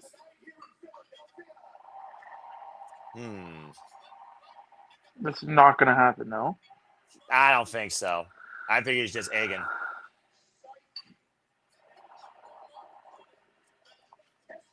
Definitely more remarkable than that ugly piece of chicken beep in the ring right now. So Rouge. Do recipe for the Tribute Night here at Philly. What? There is no way. There is no way. Don't buy into it, folks. You know he's not doing that. Told you, psych. So we're getting, okay. Next week, me versus you. So we're getting championship. What? So we'll get, okay. So MJF versus Bruce next week for the AEW World Championship. You know he's only doing this to rub salt in the wounds of Mark Briscoe, right? There's no way this is actually going to be legit. There's no way. But this is... Once again, this is MJF's world. We're just limiting it, but it sounds like to me we are going to call Bruce versus MJF for the Triple B for the AEW World Championship. Okay. That was a development I didn't expect. Well, Nick, you might as well eat crow. What do you figure of that? Okay. I mean, yeah, I guess. But I mean, if this is them setting up Briscoe, I mean, I won't hate it. Okay, I won't hate it if it's Briscoe, MJF for the title at Forbidden Door, I guess. But you obviously got to consider that both world championships have to be defended, I would think, in some sort of way at Forbidden Door, because obviously, much like how, King of Pro Wrestling versus New Japan, the champions and the challengers should be 100% official that night, period. Unless, to your point, we do have that pay-per-view in July, where they could use that as a catalyst to challenge what champions and challengers will go into Wembley Stadium the following month. But I do think we are getting at least one defense of the Women's and World Championships at the pay-per-views in one of those two pay-per-view shows. That being said, here come the Death Riders. Well, no, you'll get, I mean, MJF will, this is why I said I wish they started the Continental Classic at least at Forbidden Door, culminating at Redemption. Right. Because, I mean, you're not going to main event, no offense to Mark Briscoe, but Briscoe versus MJF is not a main event. So unless that match is gonna open the show and you're going to close Forbidden Door with the Owen matches, I'd be okay with it. But if you're telling me that MJF is main eventing against Mark Briscoe, No. The Forbidden Door, much like the DWF last year, is going to be defined start and end, I think, by the Owen. I'm thinking Redemption defines the World Championships. But the Owen, the winner of the Owen gets a World Championship match. Yes, exactly, at Wembley Stadium. But it doesn't mean they're facing that person that holds that championship. You see what I mean? Yeah. I know. It's New Japan. It's literally New Japan. It's out of New Japan's playbook. G1 Climax and then the aftermath at Power Struggle and King of Pro Wrestling. King of Pro Wrestling being the ultimate de facto show of who is going in to face off for the IWGP Heavyweight title. That being said, let's go ahead and get into gear tonight because violence is upon us. Time for Brody King versus Cloud Castagnoli. And Nick, let's go ahead and take a look at the men's Owen Hart Foundation tournament. Of course, we saw Samoa Joe and we saw Bandito fall short against Will Ospreay and Swerve Strickland. And the winner of this match will have Swerve Strickland waiting on the other side. Brody King obviously fighting on behalf of the fallen friend. And of course, Cloud Castagnoli, one of the most recognized men in tournaments history, has yet to win a major tournament here in All Elite Wrestling. Also, the Kevin Knight still. Jungle Jet Prayer goes one-on-one with Mark Davis, of course, on the other half of the bracket. Go ahead, bruv. No, I mean, this match is, you can go either way with it. I mean, you have to make Brody strong, so I think Brody should win this. And then you have a Brody Swerve semifinal match. But you could also go Claudio and play off the Will/Death Rider story angle. Well, as I said before, Will Ospreay has a pinfall win over Claudio Castagnoli in a previous Continental Classic. Yeah. But I mean, go ahead. No, I was just going to say, going back to just quickly, this is why I love how they have the redemption now in July. They just got to now it's just retweaking everything, right? Now it's just making sure schedules line. I think it's the word you're looking for, but I do see what you mean. Yeah. That's going to be I like that they've added that pay-per-view. And again, let's keep in mind, the Owen Hart Memorial Tournament runs all the way through Forbidden Door. The finals will be at AEW Forbidden Door literally next month, and the winners of those tournaments will go on to challenge for both the AEW Men's and Women's World Championships, respectively, at AEW All In Wembley Stadium. That is the richest prize. That is the ultimate goal for everybody involved in both of these tournaments. Let's keep that in mind. Yeah, no, it definitely is. I love the way that their schedule is lining up, how they're having without barring January and February, which I don't mind it. I feel like 10 pay-per-views a year is great. Yeah, it doesn't feel like too much to me because it gives them a soft start literally to the year. Yeah, it's good. You kick the year off. You kick the year off with Revolution, and you end it with World's End. How fitting from a name standpoint, by the way, too. I just want to point that out, by the way, too. I'm just saying.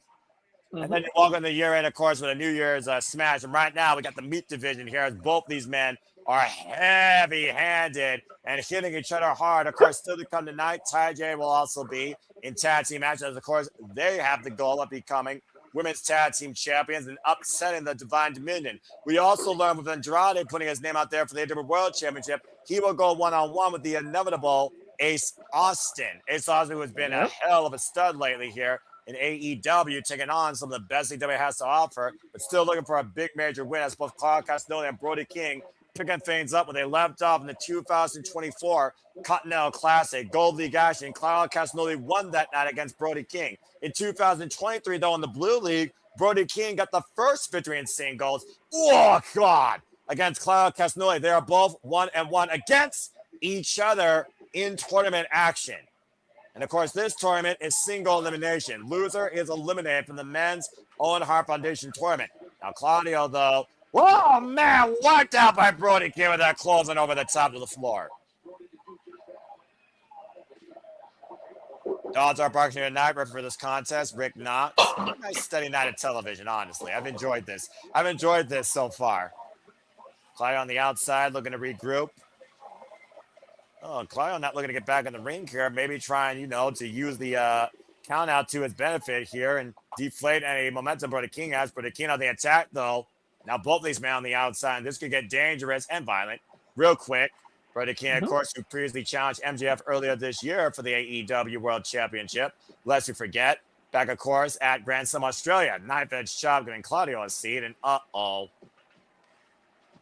As, of course, this match continues. Stay tuned, folks. Wrestler Quiet Picture in Picture of you on HBO Max. Full commercial break. Fuck streaming services. I also just want to give a quick programming note here as we have a moment to breathe, if you will. Of course, here at the Subaba Studios, we have so much more ahead for you here. So I'm actually going to take a little bit of impromptu break to give you a little bit of taste and insight in what's to come from the Simply Reliable Studios. So check this out, and we'll see you on the other side. And now for a taste of things to come.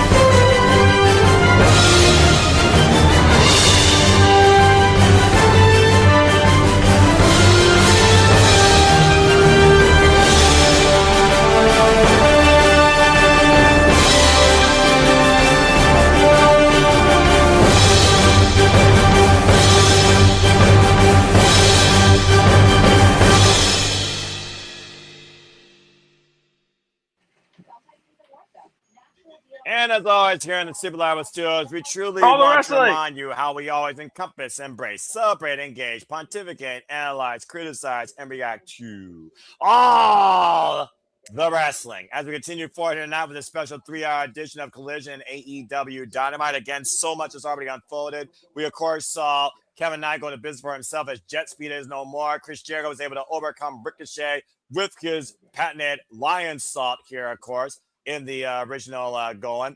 And, of course, right now we are dealing with the men's Owen Hart Tournament quarterfinals. Brody King versus Claudio Castagnoli still to come tonight. Dunkzilla Mark Davis versus Jungle Jack Prairie. And we also, of course, learned that Jake Doyle is now back. We also, of course, still have so much more to come, including Ty J and Tag Team match with Kris Statlander, Shida, Lights Out Billy Street Fight. We have the Jeff Riders in trios action against the Rascals. Will Ospreay teaming up with Pac and John Moxley against Myron Reed, Zachary Wentz, and Desmond Xavier. And, of course, we still are forging our way for Forbidden Door to see who will be our main eventers in AEW in Wembley Stand. As we just learned next week, MJF will defend the Triple B, the AEW World Championship, against Roosh, as Andrade El Idolo, Kyle Fletcher, and Kevin Knight, and Mark Briscoe for that matter, and Roosh have all set their sights on the AEW World Championship. Swinging a miss, and Claudio and Brody King collide in the center and collapse, bringing both men down to their knees. That's full-on meat-on-meat impact right there. I love the fact that these two always just lay it in. They don't let up whenever they fight each other. Mm-hmm. No, for real. For chops sure. here, open palm strikes, of course. Our remaining opening matches to come tonight. Mark Davis, Jungle Jack Prairie, as our semifinals will be sending both men just clutch to turn the jaw and both men down. Good grief. Just laying it in the wear and tear, of course, right now being demonstrated here on both of these men. And again, as I pointed out, Forbidden Door will be the finals of this year's Owen Hart Edition tournament. The winners of those matches will go on to All In to challenge for the respective world championships.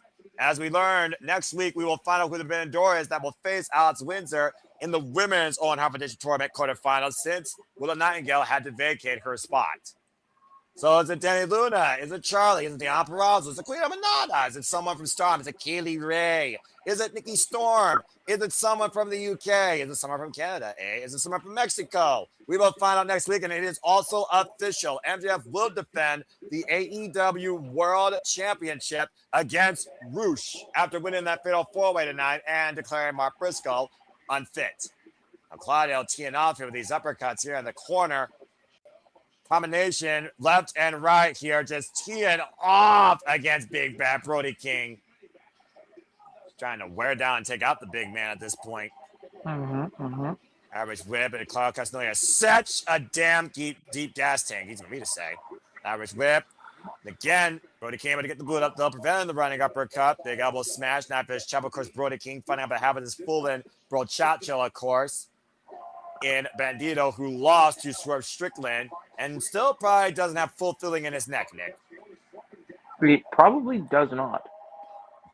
Just saying. That many athletes, I think, can square up to Brody King, much like Carl Castagnoli has. When I think of people that can square up against Brody King, there are two people that I only think that can do it. Carl Castagnoli and Kadoza Kashka. Both men, of course, who have wins over Brody King in tournament action. Claudio slumped down in the corner, though, and Brody King might be going bowling. Looking for the strike, and Claudio gets up and clocks him with an uppercut. Oh, jeez, and it's a receipt. Brody King not looking to be denied, going for the spare. Cannonball connects in the corner. Crushing Claudio. Jeez. I'd say just talk about literally throwing your own body to caution in the win, or just throwing your own body at your opponent. Not even a finisher, it's just a move of devastation. The crowd chant, this is awesome, and I agree. I always enjoy these two big meaty men fighting. Brody King building up speed. Oh, man, intercepted with the uppercuts. Looking for the tope suicida. Good Lord. Still somehow staggered on his feet, and uh-oh. Now Claudio removing the elbow pad, former CML world champion. Dance gets uppercut European style. Now Claudio looking for the pump and a positive neutralizer. Back fire drop. Let's out speed though. Claudio up the ropes again. Rises the Brody King. Both men collide. Middle of the ring. Claudio picking up speed again. And Brody and Claudio, the meat division, as officially right in AEW. Again, it takes so much to take a man down like Brody King, let alone Claudio Castagnoli. Claudio Castagnoli for more lean, mean muscle. Brody King just full on heavy weight. Now Brody hoisting up Claudio, pausing for the Gonzo bomb, and Claudio able to get out. Uppercut to the spine of Brody, and Brody looking for his own discus. Claudio swats it away. Big uppercut by Claudio again. Wow. Brody came, swinging a miss. I'm loving this. Up the ropes, caught on mid-air with the elbow. Stunning Claudio. It's been nothing but smash mouth in your face. Pop up, uppercut, switch step connects by Claudio, and that could be it. But Brody fends it off and hits with the lariat. Falls the cover, back, King advances. Wow. Not bad. Not bad. Good, right decision. That was Hard-hitting, wild. That was a slobber knocker, as good OJR would call. Those two men just left it all in there once again. And Brody King now goes 2-1 against Claudio. I love a good meaty fight, Nick. That was meat madness. And you now know what this means. We have a rematch from Evolution in our semifinals. Brody King goes one-on-one with the most dangerous man in AEW once again, Swerve Strickland. That should be an interesting match. I mean, I think it's Swerve's match to lose, because I feel like it's going to be Swerve and Will in the finals. Still, it's going to be an interesting matchup. Yeah, about to say, talk about tenderizing your opponent. Boofa. Again, we got full commercial break for streaming services. As, of course, AEW Dynamite continues here. So, again, thank you all for tuning in. Please like, subscribe, comment, tell a friend if you haven't already. I encourage you to subscribe and follow all the friends here at the Super Reliable Studios on the X and on YouTube. If you haven't already, don't be a dickhead. Follow our Canadian friend Ash today at Barry for Wrestling. There you can see her on the X and shout out at Ash in and out of the spaces. And follow her when she does produce content on YouTube at Batty for Wrestling. Become part of Batty's Young Punks today. Don't be a dickhead. If you haven't already and you want to learn more about what we do here, follow SR Studios 2024 on the X right now. Show us some love as we bring you engagement, watch-alongs, interviews, and weekly shenanigans here 24/7, 365 all the time. Follow Nick Believe, as you see there on the tagline on X. Of course, great fans of the Conduit of Karma, Kai McKenna. Shout out to her, by the way. Stay tuned when we do cover more wrestling here, including independent promotions like Powerbomb, Powerbomb Symphony Wrestling, of course, as well as much more. As you saw, we do JCW, GCW, HLG, and so much more here. Speaking of studios, please follow the Ranking Wrestling JJ Williams at Casting Studios. And if you haven't already, go read his article published at NoDQ.com when it comes to mid-card championship titles and holders, the importance of it, the potential of it, the wasted booking of it. That and so much more occurs Ranking Wrestling JJ Williams and what's been on his mind as he got his first article published on NoDQ.com.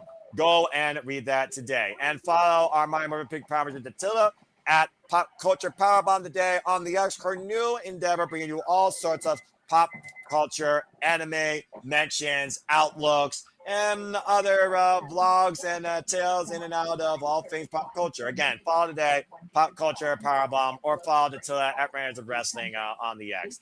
And that's pretty much the crew right here in and out of YouTube. So if you haven't already, I hope we're reliable for you. And also Walter Cruz, Rangers of Wrestling. Subscribe. But thank you. Well, to have a full commercial break here, Nick. We now know one half of our semifinals still to come tonight. Dunkzilla Mark Davis goes one-on-one with Jungle Jack Prairie.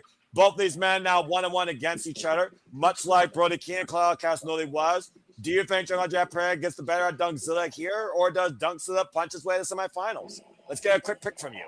Hey, I think we're gonna get Dunkzilla. I think Dungzilla. I think we get Mark Davis winning. So you think Jungle Jack Perry will be removed from the AEW National Championship picture altogether in defeat? No, I just think he's going to. Yeah, he's just not gonna. He's gonna lose it. I think the story there is Mark Davis versus Will, right? Because last time we saw Will and Mark Davis in the same ring, well, what happened? The story writes itself. Speaking of stories, how about this for a story? Here's a new opportunity for the benefit of those of photography as we welcome our brand new AEW World Tag Team Champions. Starting off with the Rated R Superstar, Adam Copeland. Yeah. Now a 10-time world champion, and for the first time ever, has fulfilled what he came to AEW to do. One last run, holding the AEW World Tag Team title after forcing Dax Harwood to say, "I quit," with the help of Spike, his asshole, and Bev Copeland. And you said yourself, Nick, what a breath of fresh air for the tag team division. I wonder. I would love to know. I mean, yeah, we're getting the 5-second pose. What would be crazy is if. I mean, I don't know the rumors. I don't know the reports. Do the New Day have a 90-day compete?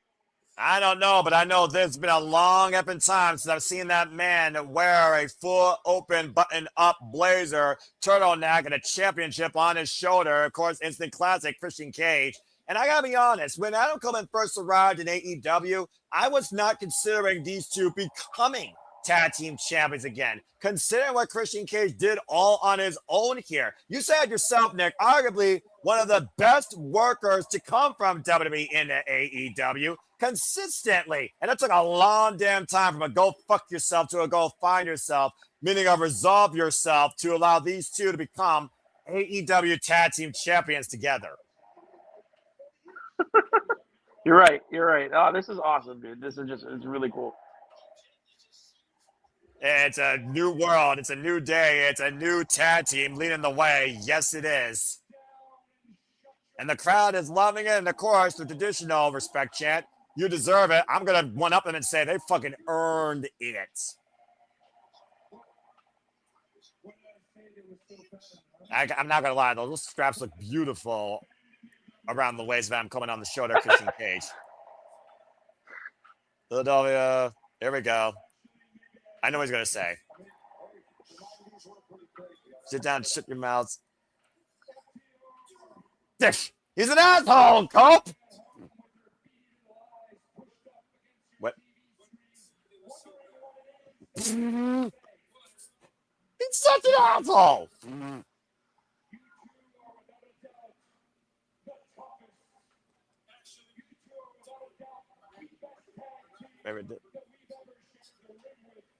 Uh-oh.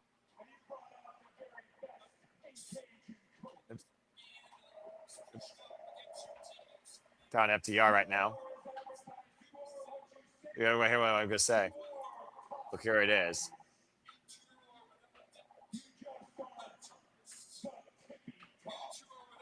The toughest. Best tag I've ever shared the ring with. Respect. You brought out the very best in Cage and Cope. That's saying something considering their pedigree of history of tag teams. You are top guys. Mad props.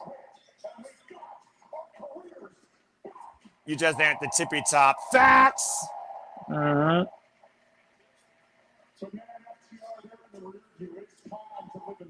Uh-oh. Say it. I quit match. Say it's a new day. It's New Year's. Refused to say I quit. Got our careers back. Facts. I mean, for both men. In more ways than one. There's the review. Right, Philly? Time to have some fun or not, isn't it? Yeah, I would say so. Where's that I've done? In 25 years. 25 years? That's what it's been? Wow. You know what it is, Philly? Tonight. It's been 5 years. $50,005 photography. We hit a 5-second pose. Now, will Christian Cage do it? No, I'm not doing that. Of course he's not.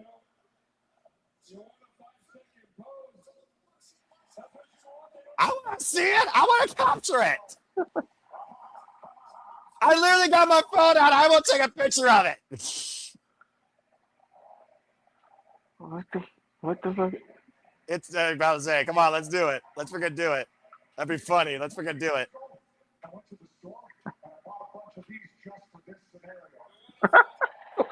Come on, 5 second pose. Then I'll be my plastic. I mean, he's right. He's right. What? Wait, wrong. Wait. What's Adam Copeland getting? What's he getting? What's he doing? Well, what? Wait, what's in the bag? Is it 20 years ago? But just for the Samaritan. What are they? Wait. What do you think they are? Cameras! Fuji film! They're disposable cameras.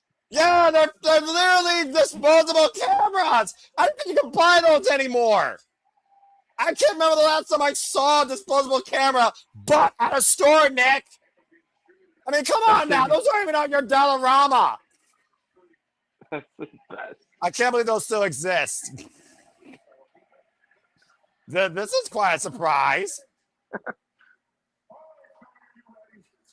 I'm getting tired. Pick it up. Oh my gosh. This is funny. He's just running around the ring. This is fun. I like this. This is great. Oh, security, help that fan. He dropped the camera. The camera fell. Aw.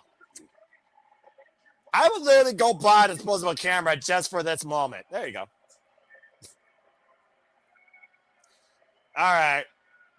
Wait, do you get those still develop at Walmart? Yes. Okay, fair enough. Oh, what the hell?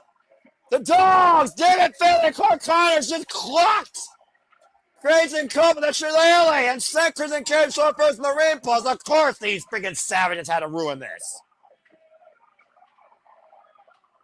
Well, damn it. And Christian Cage, of course, still has that bad wrist.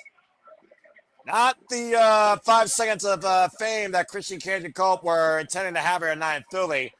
And right now, David Finlay and Clark Connors attacking that already damaged arm. Oh, no. David Finlay, don't do this. Oh, God. That shillelagh clearly fractured the wrist of Christian Cage.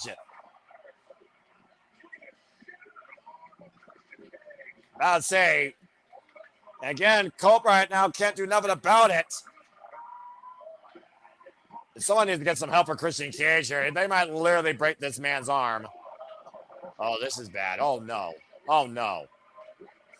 Oh, no. Up on the apron. Not like this. Don't do this. Oh, God. Double stomp crushing the wrist underneath the steel steps of Christian Cage.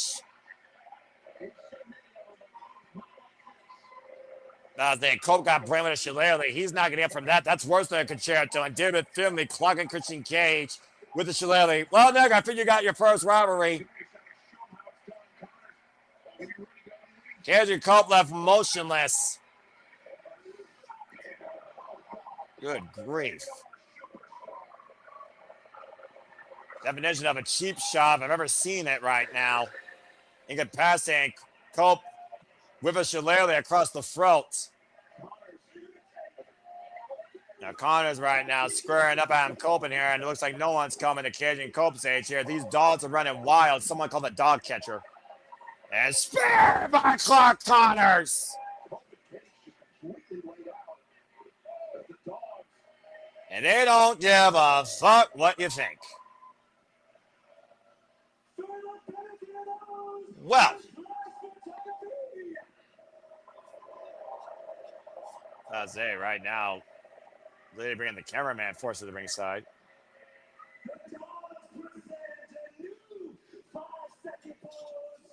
Coleman Cage laid out, and the title's laid out there too. Oh, and now they're using the cameraman to take a picture with the disposable camera. You know, there's a reason why Bob Barker asked people to get their dogs spayed and neutered. This is why.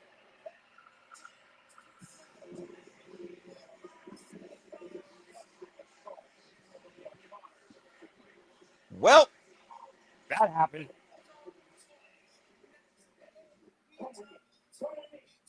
Marcon is with the declaration. Your next new AEW World Tag Team Champions. That's a photo that deserves to be set up in flames.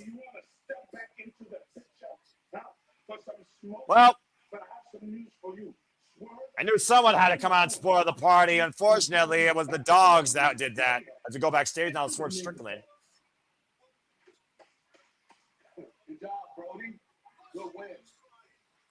Interesting. That was all right. I mean, you're talking about, again, New Day. They're your new adversaries. Savage adversaries at that.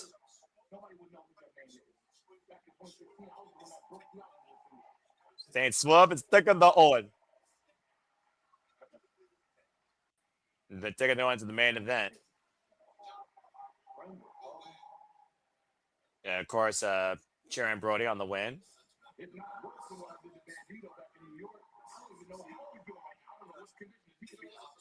Was it for Swerve? I'm probably know what your dumb name is. I don't think that's true. I got something. What? Friend or foe? Read it down.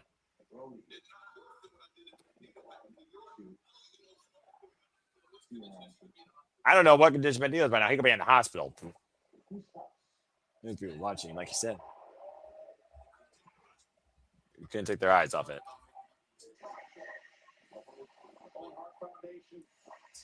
Conflict creates cash. War makes money. I mean, he's not wrong. They make a lot of money with you. Oh boy. See you around. Whose house? Swerve's house. Well, very decisive message sent by Swerve Strickland. As we know, it will be Swerve Strickland and Brody King in the semifinals of the Men's World Foundation Tournament.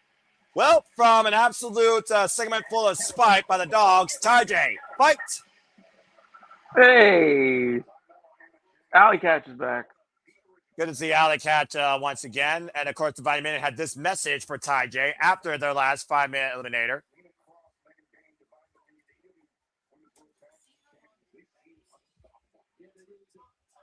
See how long we let you stay alive. TikTok. All hail. Bow down.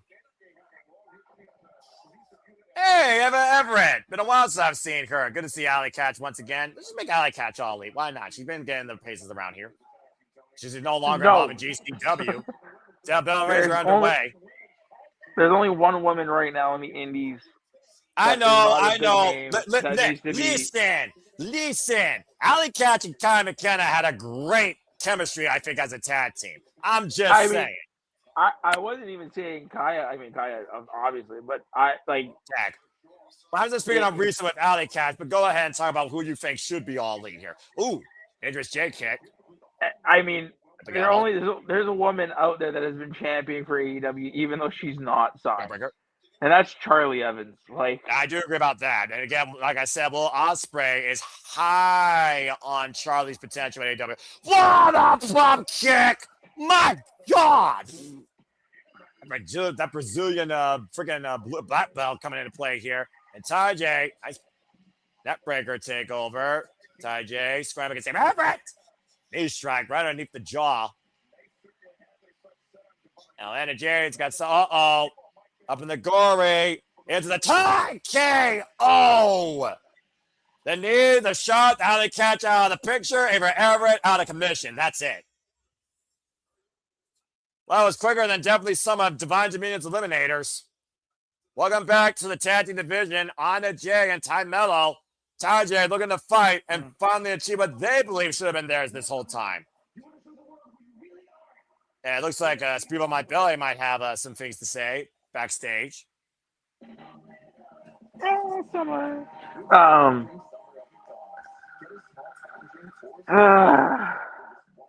couldn't give me a couple weeks of. You couldn't give me a couple weeks of build with Speedball. Just a couple. How about me? You want to win? Should we do it? That's how good you are. Well, I mean, it wasn't made official. We don't know when it's going to happen, but clearly we knew we were on a collision. Force Speedball, My Billy, and Kevin Knight, considering the fallout we saw at the beginning of the show tonight, Nick. Yeah, and I mean, I would like them, give me a couple weeks of build. As we got a full commercial break again, fuck streaming services. Coming up next, the other half of the men's Owen Hart quarterfinals booked tonight to round out our semifinals. Dunk Zilla Martinez versus Jungle Jack Perez. This commercial break. Again, fuck streaming services. Continue what you were saying. No, I just give me a couple weeks of build for that match. Put that match on Forbidden Door. Right.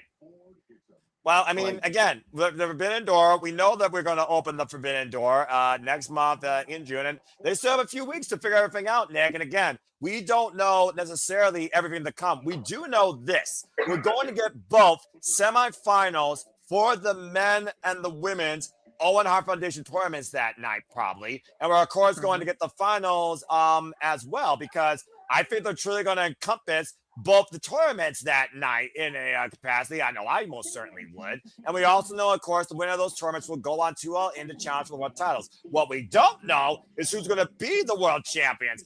Thekla, MJF, insert names here. And already MJF's got Mark Briscoe, Roosh, Kyle Fletcher, Kevin Knight breathing down his damn neck. Oh, and how could I forget? How do you know?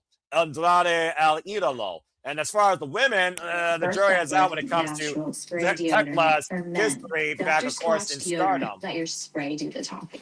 Yeah, I mean, we have a lot of different things we can go. Just what? I'm glad that I think with this, I'm glad that they have the pay-per-view, that they finally have that redemption pay-per-view in July. Because at least, from now till Forbidden Door, you can concentrate on Forbidden Door. But I really hope after Forbidden Door, it's full speed ahead, onwards, towards All In, right? Like, I don't expect anything for coming out of Forbidden Door, besides the Owen, I guess, to really affect All In. Yeah, So, I see what you mean. But also, keep in mind, man, the summer is also about charity. And as we know, Fight for the Fallen, we now know, will be for ALS research and awareness. And, of course, is that for confirmed? Rebel Heart, of course, Rebel Tania. Usually, Fight for the Fallen, as you know, Nick, takes place some point during the summer before AEW All In. So I'm curious where Fight for the Fallen takes place this year and when. Yeah. We know we got Summer Blockbuster come up as well in Cincinnati. Keep that in mind. And that's next month. These commercials. But anyway. As of course we get ready again for our last semifinal. Oh, there's the Jurassic Express. I'm surprised it got fixed so quick after it got ran into a golf cart and a sedan. All right. Well, Jack Perry's fired up tonight.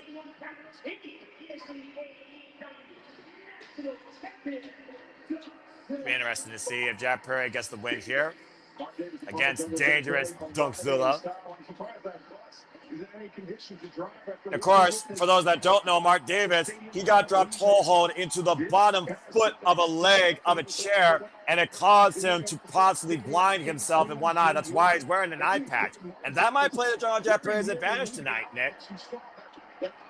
Yeah, I mean, I would love to kind of see how this match plays out. I really think. But you did go with Dunkzilla Mark Davis, though. I will point that out. Yeah, like, I mean, it adds to the story of Will, right? Because I mean, last time we saw Will, he he lost that match due to referee stoppage. So I mean, just playing that match out, making them get their match in, it makes sense. Well, you know as well as I do, you can't make sense 100% of the time with professional wrestling, even if it is AEW. Nonetheless, though, Jack Perry is looking for a victory twofold. Beating Mark Davis not only puts him in the semifinals where Will Ospreay awaits the winner, but it also could put him in line to try and reclaim his AEW National Championship. Did Jack Perry forget his gear? You know what? The jury is out. I mean, when you literally fight in Stampede, you're probably going to scuff up your gear. I'm just saying. As of course, Don Callis is probably giddy as a schoolgirl with what has transpired since Double or Nothing with the excommunication. Whoa! Of Kenobi Takeshita and the return tonight of Jake Doyle, where clearly the Don Callis family has set their sights on the AEW Trios Championships. Doug Mark David As already they should. expressing will. But I mean, you were thinking about for a while good challenge with cover too, count only referee Paul Turner. I mean, you haven't been figuring about who could challenge for the Trios Championships though, Nick, for a while. You haven't even brought those up in conversation, to be fair. Because the reason why I haven't brought it up in conversation is because AEW is not shaking. That's probably a fair analysis. I'll give you that. I refuse to bring up a title that is not being taken seriously. So those trios titles are irrelevant to me. You had a perfectly good opportunity to make them something when the dogs were still a thing before they got hurt. So the fact that they did it, I lost complete and utter care in those titles. I mean, that's a fair thought. Tope Suicida, we'll see if Jack Perry loses all feeling in his body against Dangerous Dougzilla. Now Tope Suicida driving Mark Davis up the entranceway, and Jack Perry might be looking for the hat trick here. Going off the ropes again with a top and a Tope Kahilo, wiping out Dougzilla. Yeah, they really. The quarterfinals conclude with this match after this commercial break. And Wrestler Acquired Picture. Don't go anywhere. Fuck streaming services. Like I was gonna say, they really need to figure out what they're doing. I think there's too many titles in wrestling right now. Too many belts. Oh, way too many belts. I mean, that just goes to the business. I mean, you're not wrong at all there. Yeah, no, there's too many right now. I think again, you know, and I think if you watch us long enough, you know where I stand in AEW. I always have said, you know, they need a brand split.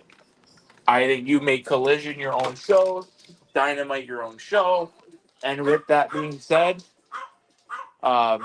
each brand gets a major men's title, a mid-card title, and then you split either the tag team on one show or the trios title on another show. So, yeah, I mean, that's a fair analysis, but again, we'll just wait and see what happens. Of course, as you all have been with us or just now tuning in, here's the updated bracket for you on the men's Owen Hart Foundation tournament. Again, Will Ospreay advance to being Samoa Joe at Double or Nothing. Swerve Strickland advanced being Bandido at Double or Nothing. And earlier tonight, Brody King decked Claudio Castagnoli with a lethal closing lariat somehow, some way to punch his ticket in the semifinals of the Owen Hart Foundation tournament. And of course, this match will determine the remainder of our semifinals Will Ospreay will face. And the winners of these semifinal matches will meet at Forbidden Door to crown this year's winner of the men's Owen Hart Foundation tournament to follow the legacy of Adam Cole, baby, him and Adam Page, the American Dragon Bryan Danielson, and absolute Ricky Starks, who will etch their name on that trophy and punch their ticket to all in Wembley Stadium. You'll have to stay tuned and see. And of course, we'll be covering the Forbidden Door, or at least I will be, covering the Forbidden Door live Sunday, June 28th. Stay tuned for more on that when Forbidden Door opens once again. And stay predicting to follow, of course, before the actual coverage, as well as traditionally breakdown to follow after. Still to come tonight, of course, we know we got Hikaru Shida versus Kris Statlander in a lights out Philly street fight, considering the fallout that happened at Double or Nothing has both cost each other during that fatal four for the AEW Women's World Championship. We also, of course, will still interview Kyle Fletcher and Don Callis regarding their actions against the Alpha Canoes in the Cash Cup. Andrade Eagle goes one-on-one with Nebula Ace Austin. And we also know we got trios action with Death Rise and Will Ospreay versus the Rascals. All that's still to come tonight on Dynamite and Collision. And I'm pretty sure Summit is going to segue over into Saturday, if not next week at this point. Just saying. We're here with you for the entire duration. So again, and right now, oh man, what a right. Just clocked that boy. That Perry took all of that, did not grit his teeth for that shot. And right now, Dunkzilla bringing Jack Perry in the ring. Don Callis on commentary, of course, freaking Leech. And right now, knife edge shot, clubbing shot though by Mark Davis. Excuse me. I know Don Callis has got to be over the moon to Nick's point, probably having his heavy tag team back in play with Jake Doyle and freaking Mark Davis. A little with Brian Cage back in the fray, and Mark Davis was a champion. Brian Cage and Jake Doyle could also be quite a tag team, honestly. Maybe Don Callis will do some restructuring in his family. He already has. And Jeff Perry attacking from underneath right now. And this is what I was saying. No, this is what I was saying. The national title would look, the national title should be for somebody like a Jake something. You know what I mean? Yeah, Jake Doyle. exactly. A young guy coming into the company, get people invested in him as a champion.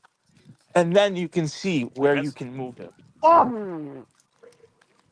Boy, that one come with the other, just decking Jack Perry with that vicious lariat. We saw how effective that was, of course, for Brody King against Claudio. Now Dunkzilla on the move, driving Jack Perry down hard in the LED barricade. Again, Nick, too many cooks to the fire. I've been saying how much of the Don Callis family on the verge of imploding. We just saw Konosuke excommunicated. Kyle Fletcher and Okada clearly have their own insights on what they want to pursue as far as going to AEW. And as we just heard, Money Man Andrade Higalo, he wants to go after the AEW World title. Don Callis is going to have to try and see if he can keep all these people in line, and especially with the return of Jake Doyle to the family. I think that Don Callis has way too many proverbial cooks in the fire. Yeah. I mean, he needed this to happen eventually. The collapse of the Don Callis family, this would be great. Right. Or someone trying to destroy it from the outside that knew it so well from within, and Konosuke the Cash got checked off all those boxes. But again, too, like I said, I would go one step further, right? Like, cut the fat. What fat? There's too much fat. What are you talking about? That's the point. Well, what fat? What fat do you cut? Do you need Rocky Romero and Trent Beretta? You need your fall people. You need your stooges. Duh. Yeah, Perry, no. Up in the second. I'm just calling as I see it, bro. I'm sorry, not sorry. Whoa! Take RTS from the end of the floor.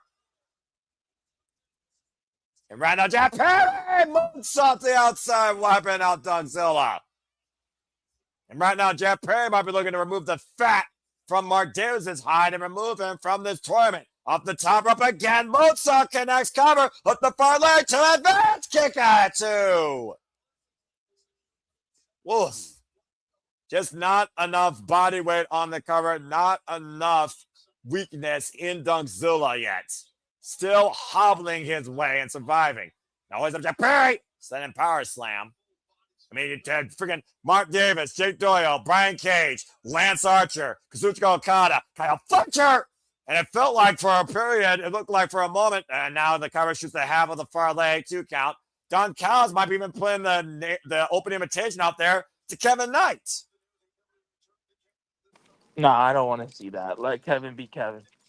I agree, but I know what you do want to see, whether it's in live or on your screen. AEW brings their first ever Redemption pay-per-view from Montreal, Quebec, Canada, from what's now being known as the Central Center. Sunday, July 26th, folks. A brand new AEW pay-per-view premieres this year in July. Pre-sale code AWTV if you want to get your tickets now. Again, it won't cost you a kidney, and you should have a great time. AEW goes Canadian again, this time with Redemption. Sunday, July 26th. Not in Winnipeg, Manitoba, Canada. Will you stop that? Drop to low bridge. How dare you try and insult Ash's province again? And right now, Jeff Perry on the move. Baseball slide. Caught in the Cazadora. Oh! Davis went down face first. I think Jeff Perry turned into a bulldog. Yeah, I'm allowed to talk shit about her province. Well, you're Canadian, so I'll allow it. And you're also in a different province. So province on province. Blah! Robbery. Probably as old as Canada itself. I wonder if Canada always had 7 provinces. Anyway, right now, Mark Davis hoisting up Jeff Perry. Oh, gosh! What a horrible land for Jeff Perry on the apron. Lost his shoes in the process. Will Mark Davis punch his ticket to the quarterfinals and break Jeff Perry's back? Stay tuned. Last commercial break for this match. Full commercial, wrestle card, picture. Fuck streaming services. This match continues. Jeez. What the hell? Freaking messy. Nothing messy about that, but it might have well been damn near effective. Freaking trying to break the man's back. Jeez.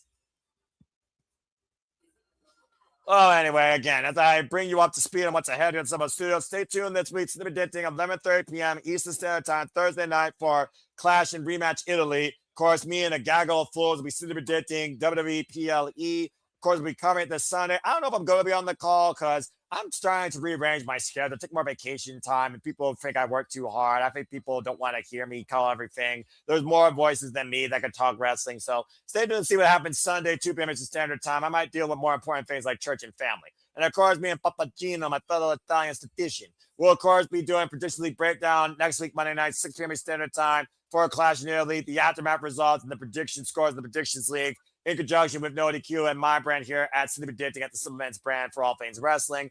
And of course, you heard we'll be back here next week, Wednesday, covering AEW again, where we now know MJF will defend the AEW World Championship against Roosh, and Alex Windsor will, of course, compete in the quarterfinals of the Women's Owen Hart Foundation Tournament, and we will find out who the wild card is. Have you already said a name? Do you think you know who it is? Let your thoughts be known in the comments. Let your thoughts be known in the X. You be part of the conversation using hashtag AEW Dynamite. If you haven't already, follow us here at SR Studios 2024 to keep up with all future updates for watch-alongs, interviews, shenanigans, and other coverage. I believe I also will be at the helm of the shenanigans again this Saturday. Stay tuned. Whether it goes Canadian, off the rails, tired as F, or somewhere between, you never know what will happen in the weekly moderate conversation of all things professional wrestling here, courtesy of the Simply Reliable Studios.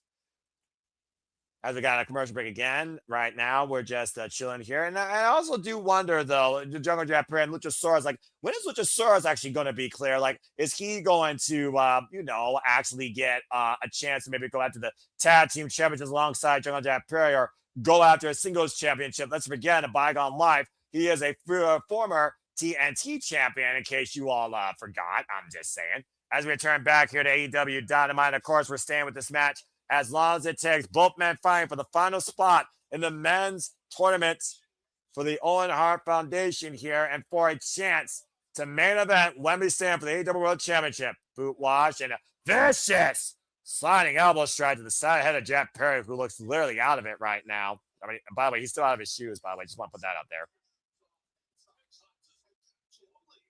And right now, Mark Davis looking for something big here out of the corner. Hooking Jack Perry up with a deadlift, possibly trying to position him for that pile driver. Jack Perry able to fight back, though. Big headbutt. Another big headbutt. And right now, front face guillotine up in the corner. Only got 5 seconds, though, but could wear it down. Mark Davis there. Mark Davis falls forward, though. Could be a disastrous landing for Jack Perry. Jack Perry, though, changing position, though. And, oh, man! Godzilla Avalanche DDT! Take a look at the replay here, Nick. Oh, jeez. Heavy impact on Dunkzilla's head, and Jeffrey unable to capitalize. Damn, that sucked. I'm about to say, Dragon Screw leg whip sucks. That might have took the cake for what really sucked tonight. At least for, you know, the person that took it, not in the execution. Mark Davis going to his feet, crawling over, elbow strike though as Jeffrey again finds a way with the ropes to get back up to his feet, barefooted by the way, going back to his jungle roots. Slice Brett out of the corner, cover two, no! Able to kick out. And of course, Brody King, as we saw earlier, advanced against Cloud Castagnoli, Jeff Perry, roll through, marked there by Davis. Inzaguri connects, turns Jeff Perry around, and now Jeff Perry from position, rebound off the ropes, Dunkzilla on the move, look for the lariat. Jeff Perry, though, Hurricane Rana, takeover, Markzilla, reversal, 2 count, deep roll up by Jeff Perry, 2 count as Dunkzilla escapes. Oh, barefoot, first kick. Cut Dunkzilla right on the jaw. Now trying to hoist him up. Can he find the strength? Deadlifting damn near 260 plus pounds in a pile driver. And the cover to advance. Jeffrey kicked out at 2 by Mark Davis. Wow. But now the snare trap applied. And he is turned away far from the ropes. And Mark Davis right now, after that brutal headfirst impact on the mat. Trying to break the grip of Jeff Perry, trying to crawl his way to the ropes to find some sort of reprieve. Jeff Perry trying to choke the life out of this beast. And Jeff Perry tamed Mark Davis, who forces the rope break. If there's any outside, like, is there any outside interference? It's not like, I completely forgot. It's not like it's the Continental Classic where there's no outside interference, right? Yeah, exactly, dude. It's a straight-up match. We're just looking at a tournament to owner, of course, the late, great Owen Hart, who, of course, we had the anniversary of his death this past Saturday. And right now, Jeff Perry might be looking to make a sacrifice with that running knee strike. And no, Davis able to cut it. Oh, man, hoist it up into a short-range lariat. Clubbing shot. And now the power of Mark Davis rebound Jeff Perry off the ropes and on the move with that pumping bomber. Turning it inside out. And Mark Davis with the cover. Mark Davis, no! Somehow, someway, Jeff Perry survives. Survive if I let you. About to say gut wrench here.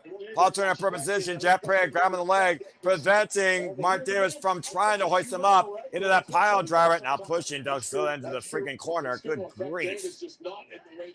Oh, just slapping the taste out of Mark Davis's mouth. I'm not sure how wise this is. I don't know how smart this is, Nick. Trying to rearrange the man's jaw here, but he might just woke him up. Overhead open palm strike, and Jeff Perry just fell to his knees. Now Mark Davis up in the corner. Jeff Perry, though, step up, drop kick. Dunkzilla still pushed on the top rope, though. Jeff Perry again, though, front face lock applied. Trying to DDT, maybe? Uh-oh. And Perry, unfortunately, lost his footing there. And again, unable to find his footing. Meanwhile, Mark Davis got in position. Avalanche spinner to the pile driver. And the cover. Up the front leg. Mark Davis advances. Which is the right thing. In a dangerous, devastating way. And we know now he will meet Will Ospreay in the semifinals of the Men's Owen Hart Foundation Tournament. Date and time to be determined as we transition from Dynamite as the Dynamite's been blown. Let's go ahead and move into Collision here as we still are with you guys for another hour or so. Which means that next week, the semifinals, it will be Mark Davis versus the aerial assassin, Will Ospreay. The biggest singles win in Mark Davis' career came at the expense of Will Ospreay, as we know, Nick. Oh boy. A rematch to determine destiny, potentially. There's the typical trope. I am stopping at far on the side.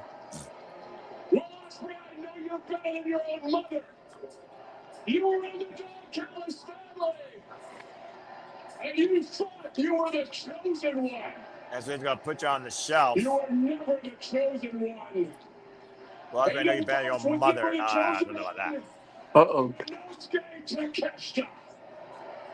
You thought you were the chosen. The only chosen one in this family. You're never the chosen one. You know I was not the chosen one? Konosuke Takeshita. Oh, there's the burn. There it is. The only chosen in the family. It's always been none other than Kyle, by God, Fletcher. Oh boy. Well, I guess we're going to kick things off with the interview here and maybe get some more words from their heinous actions this past Sunday at Double or Nothing with the Portal Stars return and the betrayal to the Alpha Konosuke Takeshita. So, did you happen to see Kyle's vlog? He was trying to get back in ring with his missus, Sky Blue. How considering he helped Sky Blue, of course, get back to the ring. Did you see how he looked with actual hair and facial hair? It was weird, to be honest. Yes. So weird. Again, he didn't want to be, well, Ospreay wanted to be. He shaved those locks. And clearly he has invested 100% into Don Callis. It's a selfish business, Nick, as you and I both know. Don, give me some sugar. Oh, boy. Let's see what Kyle Fletcher's to say here. First fans first. Don. And now that's the other way we can talk about. Oh, that is disgusting. Get a room at the Motel 6. How could you? How could you? Now we can talk about the elephant in the room. A catastrophic injury in record time. You broke your leg. How could you? You tore your meniscus and you're back in under 2 months. Come back from such a catastrophic injury in record time. I mean, to be fair, he did come back quick. I'll give him that. Genetic anomaly. 30 minutes in 2 places, and you're back in 2 months. Ow. And I am happy to announce that as of today, Answer is I'm connected. 100% cleared for in-ring Picture per performance. Boy, he really has sold himself into his own stock. But there was one more driving factor. He's 100% clear for in-ring competition. Wow. Day to get healthy. All right. And that is, I wanted to be the man to cut loose the dead weight of the Don Callis healthy. That is. You see, I have been trying to hold this family together for the better part of a year. To drop the dead weight of Don Callis, man. When Konosuke Takeshita has tried to drive a wedge between come on. us. And the second that I was out of the way, trying to hold this family to better part of a year together. What's best for him? Like another drive to wedge between us. You see, Konosuke Takeshita, he never cared about the family. Takeshita never cared about me. And the sad thing is, I really wanted to sit atop the wrestling world. Clearly, Kyle Fletcher is all in on the Don Callis family. Yeah.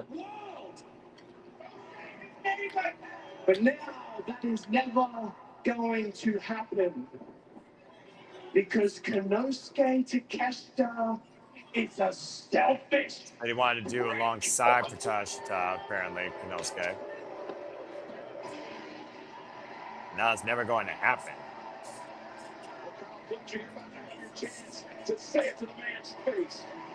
Says that he's a selfish prick. Have you looked in the mirror? Oh, wait a minute! Kyle Fletcher about to eat crow, and it's long overdue. As the Alba goes to the Keshka, the brand new WWE champion has arrived. But it's still freaking 3-on-1. See the Keshka, of course, after beating Kazuchika Okada for that title. And apparently he did not come alone. He has backup in a new family, maybe. It's a conglomeration. Roderick Strong, Mark Briscoe, Kyle O'Reilly, and Freshly Squeezed Orange Cassidy. And Knosuke right now, looks like the Don Callis family might have a whole different problem on their hands. A 5-on-3 problem, excuse me. And exactly, Michael Romero, Kyle Fletcher, and Mark Davis scouring lane like cowards in the night. Freaking cockroaches that they are. The catch guy's got the mic. The catch guy, a free man and a champion.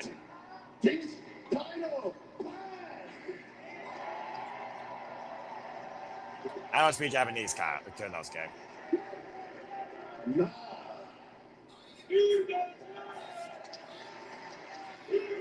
Yes, you did. You beat Okada to get that title back. Congratulations. And definitely earned it. Now. Is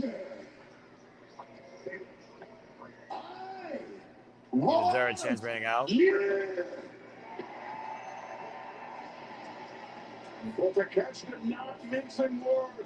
Kyle Fletcher.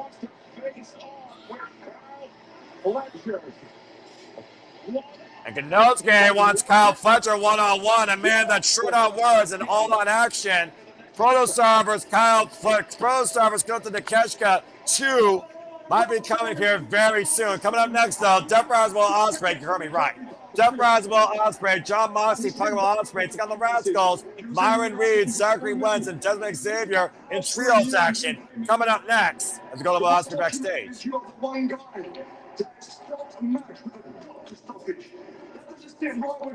About to say, the history between Mark Davis and Will Ospreay extremely well documented. 100%. There is nothing.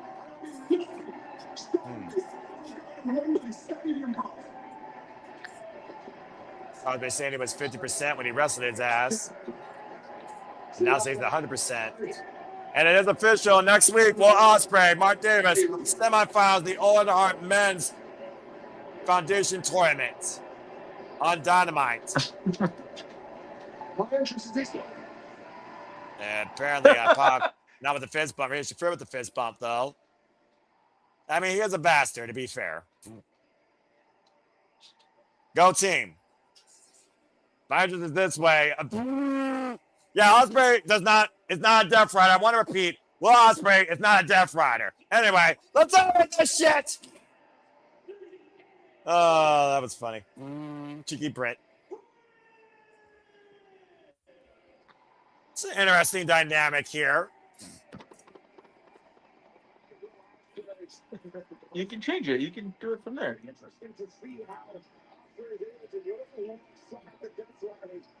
Will Ospreay, of course, this should coming be out of that interesting.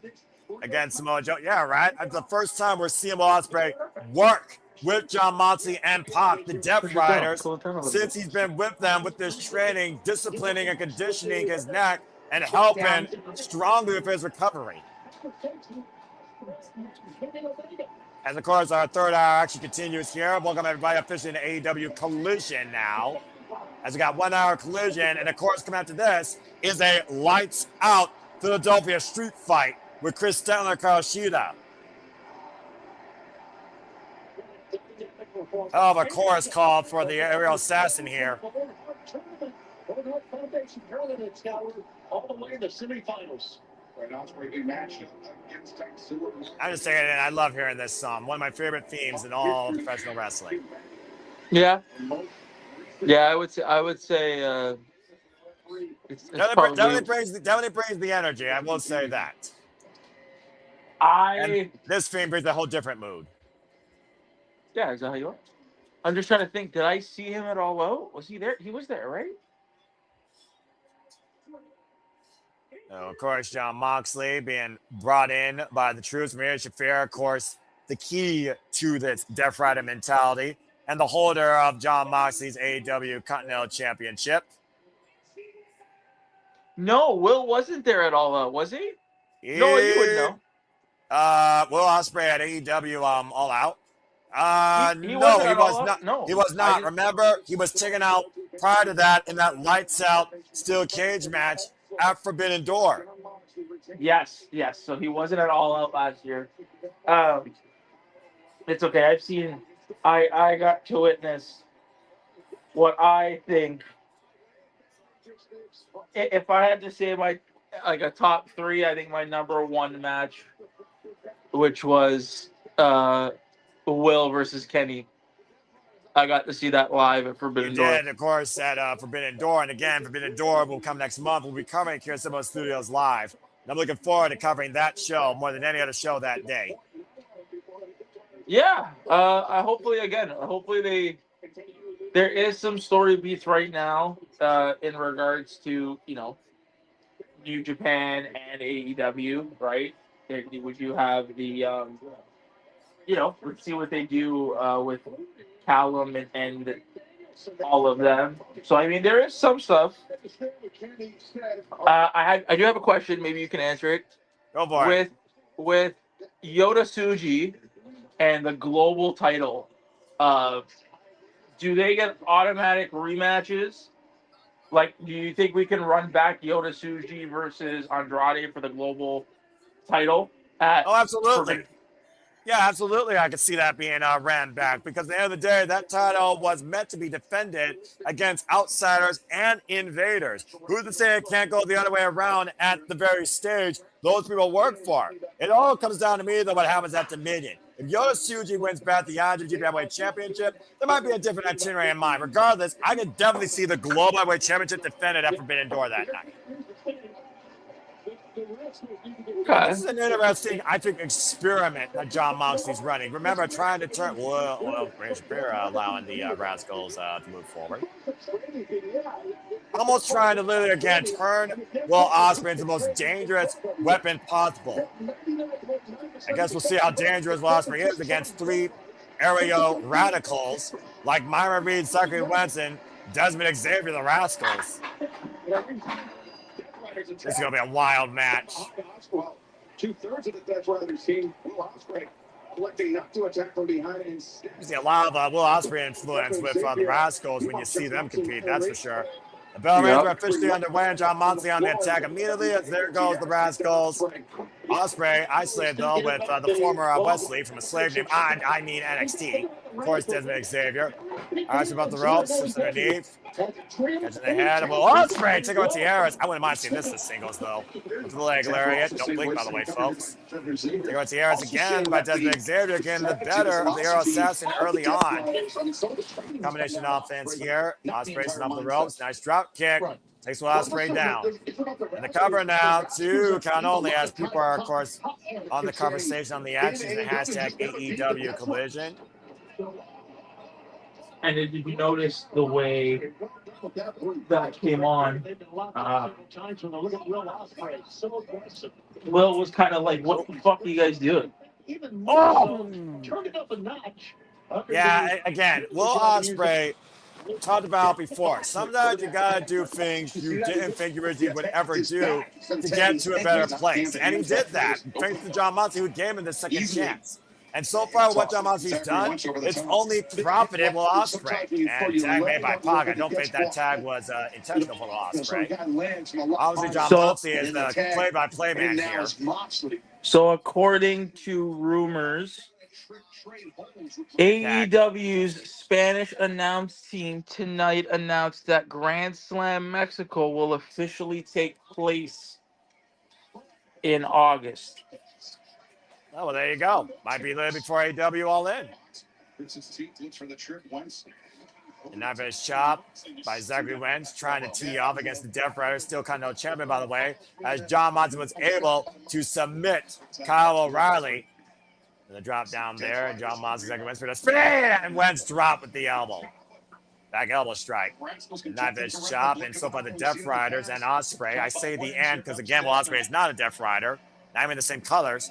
Swinging in. Oof. Trying to give it the knee strike. And now Wentz turning around for his team, wiping out Pac and Moxley. Xavier now coming in. Side step out of the corner by Wentz. Myron Reed now springing inside. Brasco's 3-on-1 of Ospreay so far tonight.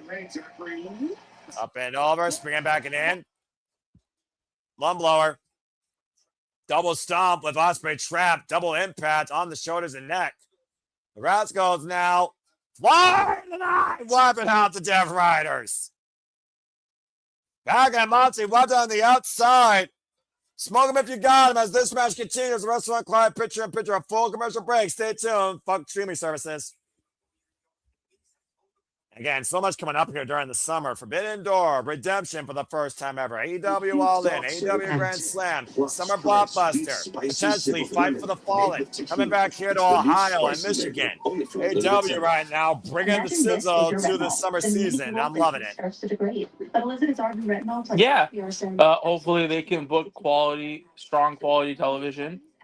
Well, Cleveland's always been one of those that's touch and go, I think, as a whole. But in these 1 hour sprees, they're not that bad, honestly. They're good to follow, they're good to watch, and I'm glad they're a separate stream. But of course, tonight, as we're covering the whole show, I guess we're just going to continue to go through. Otherwise, I'm going to just bid everybody a fine adieu. So if the time is again and we don't have necessarily AEW Owen matches during Collision or updates, then maybe we'll just stick to Dynamite because I am a little bit tired, honestly.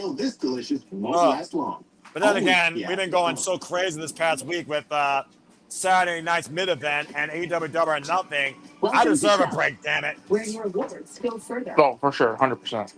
Now, Steam Plus members, Scotiabank, It's been we're Canada. Go ahead. It's been a lot. We've been really killing it with wrestling.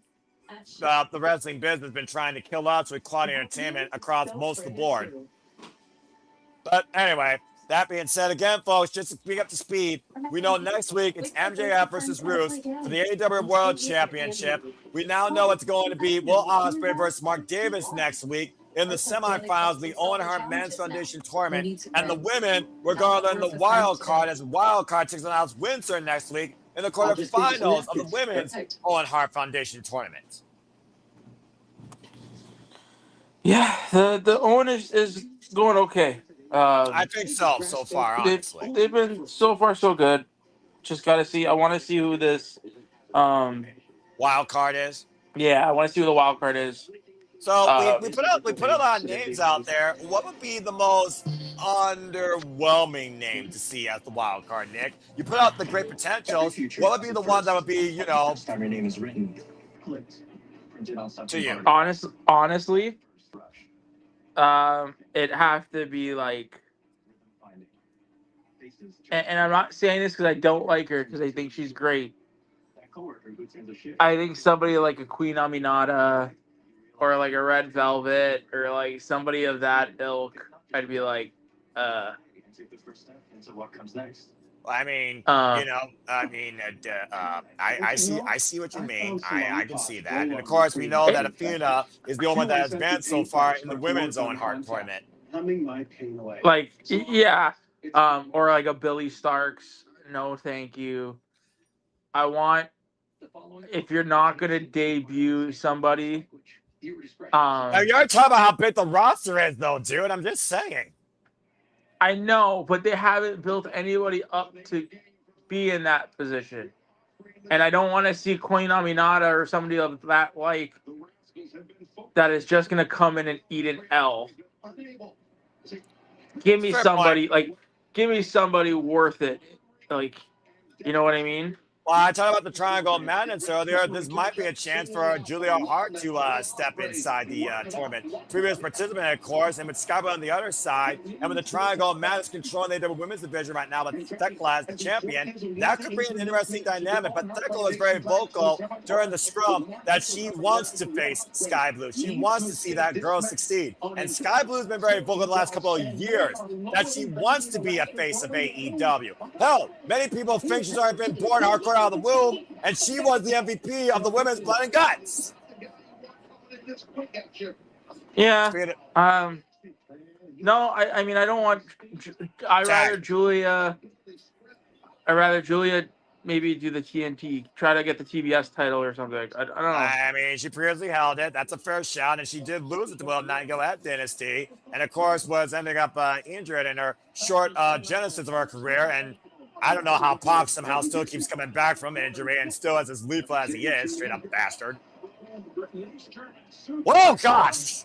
Overhead belly toss, and Pac has literally wiped out the Rascals in the span of 10 seconds, running in with the pump kick, sidestep, Wentz catching his partner, Desmond Xavier sent for freaking flyer miles. And Myra Reed, a one-man wrecking machine of high velocity. Cover, back press with the far leg. It's a 2 count. Good grief. The thing about this also I'm curious about, though, is Jon Moxley is testing Will Ospreay, obviously, with this match. And Will Ospreay can ill afford any lingering injuries or vulnerabilities ahead of his match next week against Mark Davis. Do you think that's maybe why Jon Moxley and Pac, for that matter, are leaving Will Ospreay out of this match? Because I do think the Death Riders are dictating this match more. I really do.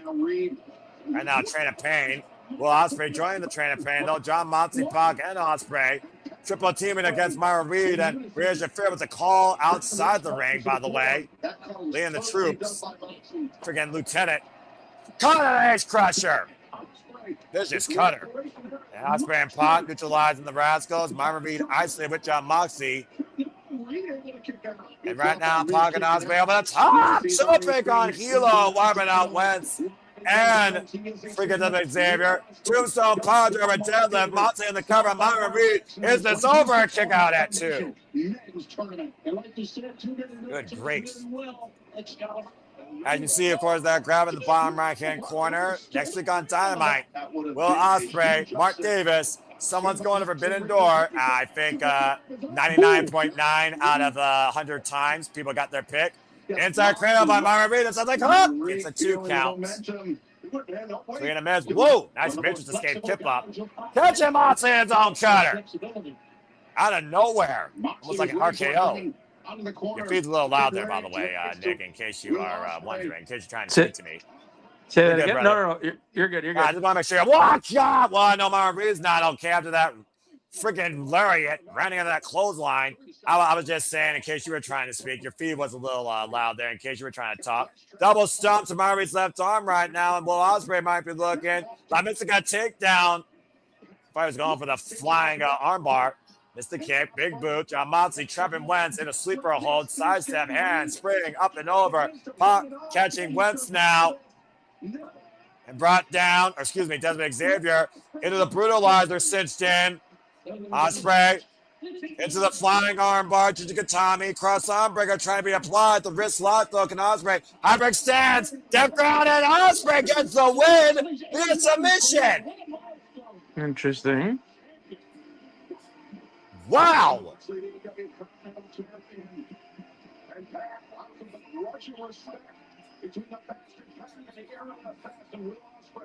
And Jon Moxley, according to Giovanni, has just reached 200 wins in his AEW career. And so far, Pac and Moxley and Ospreay working like a fine machine here, Nick. They did really well. That was. And now Ospreay can turn his attention towards the dream he wants to achieve, not just for himself, but for his family, but for his country, as he looks towards the future of the men's Owen Hart Foundation tournament. As we go backstage with the opposite, Samoa Joe, who is now eliminated. And we provide opportunities for men who deserve them. Hook just finished his latest movie. Shibata owns the hottest chain of pachinko parlors across Nara. And Stand in position out of the way. You'll get the standing ovation that you deserve. We try to men who deserve them. Once again, opportunity calls in Hollywood's ring. Gentlemen, Carlos across Nara? What? Stepping away for a few months. Y'all know how this works. It's standing you deserve. Especially the whole thing. Opportunity calls. And Hollywood's ringing. So he's going to Phil. So Samoa Joe's leaving for a few months. I don't know how this works. I expect you'll hold it down. You think Hook's going to once again step up as a leader, or is the three going to duke it out to see who can be the leader? I don't know. Seeing food for thought, you know.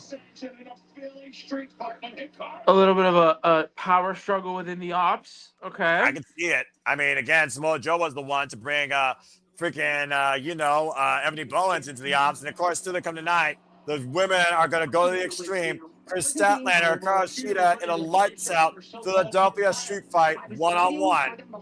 And let's go ahead and look at what brought us to this dance, Nick. Nick, you and I both saw the writing on the wall, especially at AEW Double or Nothing. The fallout had to come between Kris Statlander and Hikaru Shida. Shida on a selfish agenda of self-redemption, and Kris Statlander, who's always just been an adamant, constant worker on her own with Fatal 4-Way previous accomplishments. Yeah, I mean, I'm glad that they're playing out a story within the women's division that doesn't need the title. So that's interesting to see. And of course, as I said before, Kris Statlander has a fair share of street fight history. If you look at her time against Sky Blue, Julia Hart, and Willow Nightingale, Hikaru Shida, not as much of a prophet in this extreme. But coming up next, Andrade versus Ace Austin. We've come back from the collision from this commercial break. Fuck streaming services. All right, well, that was a fun trios match. And again, I do wonder, though, how much Jon Moxley cares truthfully about Will Ospreay's mentality versus the physical capability of the bruv, fine-tuning him as a dangerous weapon and sharpening his mind. As Jon Moxley did say in the beginning, Nick, he only wants one thing from this, loyalty, because when he starts something, he follows it through to the end. And I really hope this end does not have a bittersweet epiphany for the bruv. I really don't. Infused with aloe and vitamin E. No, I mean either. But I mean, at the same time, I think they gotta. I hate to say it, but if it's this year or bust. I think we've. That's fair. With the main event being at Wembley, you have to belt. I think you just have to belt Ospreay. You just have to belt Ospreay. You have to.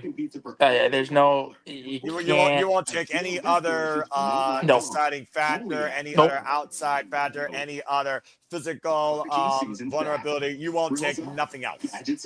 No, and you want to know why? Please tell me.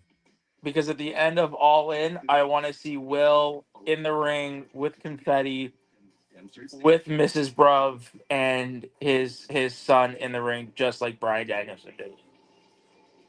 That would be a beautiful moment.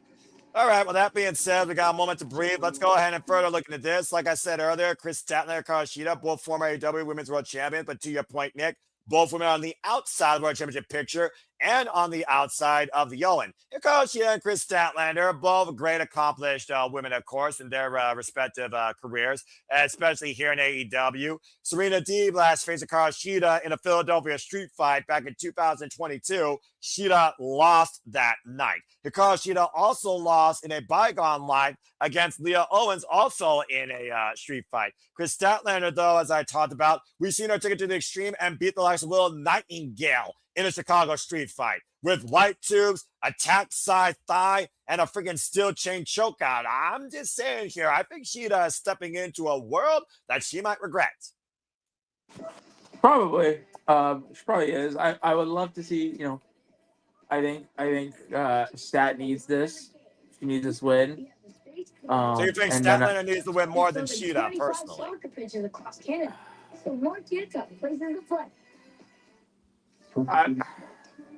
Canadian crafted. Yes, I would say yes. Okay. Because I just the stat in the world title picture just makes sense.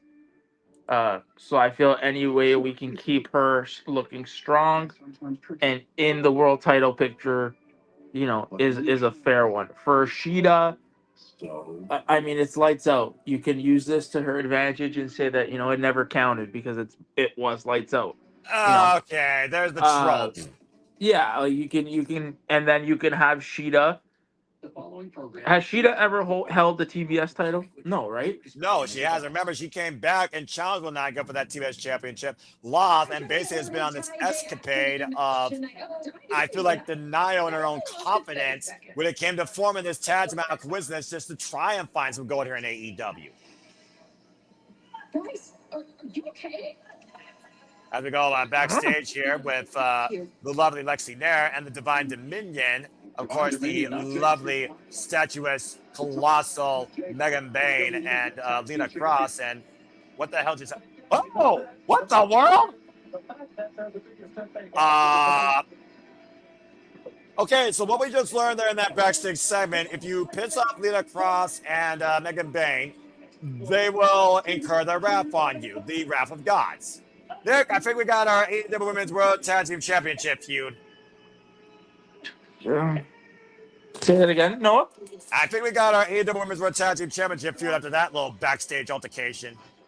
Yeah. I mean, I kind of wish TJ, like, you knew that program was coming in. I wish that maybe, hopefully we get a little bit, give me weeks, give me build to that match. Give me, put some heat into it. Give me something. You know what I mean? I don't mind it. Just like I said, just give me some story. Give me build. Get me excited for that match. And I hope that match does take place at Forbidden Door. Well, speaking of Forbidden Door, like you said, Andrade Hilo, who already steps in here tonight as the IWGP Global Heavyweight Champion, beating Yota Tsuji for that title, of course, at the Dontaku show. La Sombra has set his sights on a bigger prize, the biggest prize in AEW, as again, no longer just the money man, wants to be the man, believes that MJF cannot beat a real Latino man. Has already put his name out there for the AEW World Championship, where another Latino man will challenge for that title next week, as we learned. Roosh Aubrey Edwards, the official for this contest. And of course, Bang Bang Gang on full display here without Switchblade Jay White, who's still recovering. The Guns, Rock Hard Juice Robinson, and of course the inevitable Ace Austin, looking still for that first big breakout singles win. Of course, earlier this month, the Guns, the Young Bucks, all came out here in 8-man tag team action, and the fight was on against the Death Riders and the Dogs. And Ace Austin was able to hit the foot and pin with a Yuta that night, earlier this month. So, remember how I said to you about the national title and what I wish they... Ace Austin would be a great national champion. That's a fair shout. You know what I mean? Have a guy like that, somebody who's new to the company, a young star. That you let him go after that title and see how he does, right? And that's how you know, okay, where do you position him after this? Is his ceiling the TNT title? Is his ceiling higher, right? And you kind of gauge your talent that way, I would think.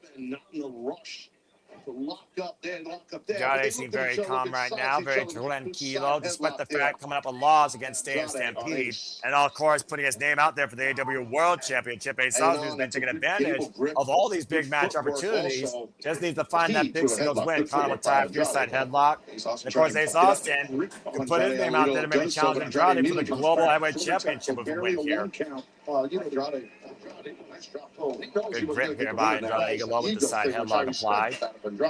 Andrade rebound off the ropes, rebound again, big shoulder block by Andrade Idolo. There like it is, go cover, gets a 1 count. Just trying to get Ace Austin's head at this point. Got told though by Ace Austin, kicked to the spine by the former multiple-time X Division champion, and of course Wrestling Revolver World Champion, Tag Team Champion, TNA World Tag Team Champion. Catching Andrade up on the shoulders. Great strength being shown here, and again Andrade though able to escape. Waistlock applied. Back elbow strike. Step behind Back elbow conlar in the temple. Now Andrade catching Ace Austin. Cazadora. Andrade takeover though by Ace. Takeover Tierras though by Andrade El Hilo. Both these men picking up each other's speed here. Plays like exchange here. And right now Andrade on the waistlock. Pushed up, and tranquilo as he locks himself up on the ropes. Tranquilo. Girl, there's Got an the app Eagle for right that. now, slowing down the match. With Daydream. So we're going to have a nice second break here as that Check continues. out our new Again, fuck app. streaming services. I think this might be the last break too. So Well, considering the last match is lights out, you don't need breaks during something that you don't need to worry about that's not sanctioned. I'm just saying. It's a fair yep, no, point. you're right. Excuse me. Dude, I understand. I got work in the morning, and again, if it wasn't for the fact that I forgot that now I get the fucking burger. If it wasn't for the fact that freaking we didn't consider if the Owen matches would be in the collision bit, or if the Owen matches weren't, updated, and of course we've been updated ad nauseum here, we probably would have signed off at 10 p.m. But we're gluttons for punishment, and this is what we do. So what are you gonna do? Speaking of. As of course, next week we'll be back here covering Dynamite. As we know, that's just a Dynamite. Thank you for the continuation of the Owen Hart Foundation Tournament for both the men and the women. Fragrance for up to 60 days. For the best value per day, try Airwick. Yeah, hopefully we'll see who the. It looks like we'll get who the wild card is next week. So And again, the jury is out, the names are out, the speculation's out there. We'll find out soon enough what happens, I'm sure. Yeah, I mean, again, I want. Hopefully, it's somebody, either a returning name or somebody debuting, right? I mean, again, we're in Forbidden Door season, so the jury is out for anybody in the women world of professional wrestling. As we talked about ad nauseam with the fact you got Stardom already involved here and CMLL. So Canada, MLP, Ring of Honor, AEW, debuting, freelancing, someone from the UK, considering Hans Windsor as a hard-hitting hard-hitting Brit, excuse me. Why not bring somebody from the subculture? Why not bring somebody that brings that dubstep, hardcore intent? I don't know, man. The jury is out. Whoa, and it's Austin sent outside, hard in the back of his head and neck. As we are back here on AEW Collision for this unique exhibition that truly tests, I think, Andrade Idolo's intent on becoming the guy that Don Callis should rely on to become the AEW champion. Beautiful tornado to the outside with the corkscrew summers on the floor. Moves on the floor. Don Giovanni, are you okay? I think everyone's okay. And okay. Oh, hello there. And it looks like Andrade found tonight's lucky woman to get the selfie with. That's what a real Latino man. Oh, wow. Okay. Hello. That's a very excited fan who just lost her shoes. She don't mind. But maybe we got a moment here, so, get your selfie in while you can. Put that on TikTok. Also, now official after what happened earlier. Whoa! What a gentleman hoisting her up over the barricade. The AEW World Trios Championships will be on the line, Nick, on Collision this coming Saturday as it's live coast to coast. The conglomeration defense against the Don Callis family. And the cover you got at 1. Is it a 1-hour show? I would imagine so. And right now, it's Austin. Might be going it up. Inside cradle, hooking their leg. It's a 2-1 count. I will say this about the conglomeration. They have been quite the fighting champions since winning these titles at Dynasty. Backdrop suplex here. But then I flip it to you. Click, click, boom! You were saying. What has the Don Callis family done to deserve a trios championship? They assaulted them and affected the champion's pride. And sometimes with titles like that, that's all you need to do to get the attention of the champions, apparently. That's what it is sometimes, but every title doesn't have a freaking overrated story, bruv. Especially when you're dealing with the Goonies and the Don Callis family. You gotta get them work somehow, bruv. Now he's Austin able to escape. Oh, runs to Andrade's booth. But that's really Saturday. This is tonight. This is Wednesday. Jumping into Guri, catching Andrade on the ear. That's so weird, though. I don't know why. I do agree about that. Yeah. Why are we having, if you're still having Collision on Saturday, why are we having a 3-hour Collision tonight? Well, 3-hour Dynamite Collision, special to your point tonight. Up in the fireman's carry, up in the shoulders. And a Death-Eye driver cover. 2 count only on Andrade. Speaking as a guy that did a couple of squats in my day too, so carrying the weight of his opponent as he climbs the ropes. Yes, definitely super strong lower body and very impressive right here by. Holy. I'm about to say Andrade right now. He's also looking something bigger out of the corner. Now Andrade. Look at it this way, Nick. At least they didn't book Ty J versus Divine Dominion yet for the AEW Women's World Tag Team Championships. It does make me wonder, are they going to have them prove themselves first in their 5-man eliminator challenge? Or again, do we just go straight to the championship match? Vicious sunset flip powerbomb out of the corner. Well, I mean, it's like I said, right? Give me some weeks of build. You got plenty of it to do it. Right? Yeah, like give me weeks of build and then give them a championship match. Meanwhile, Ace Austin trying to collect himself. Andrade on the move, looking positive for the double knees. Ace Austin able to get out of the way. Trying to scout Andrade. Caught that rolling kick. What an insecurity. And now Andrade. Ace Austin showing his hand. Looking for the foot. Andrade though. Oh, God! That lethal spinning back out off the fake out boot. The underhook. DM connects. Center of the ring cover. Andrade with the win. Sudden impact just like that.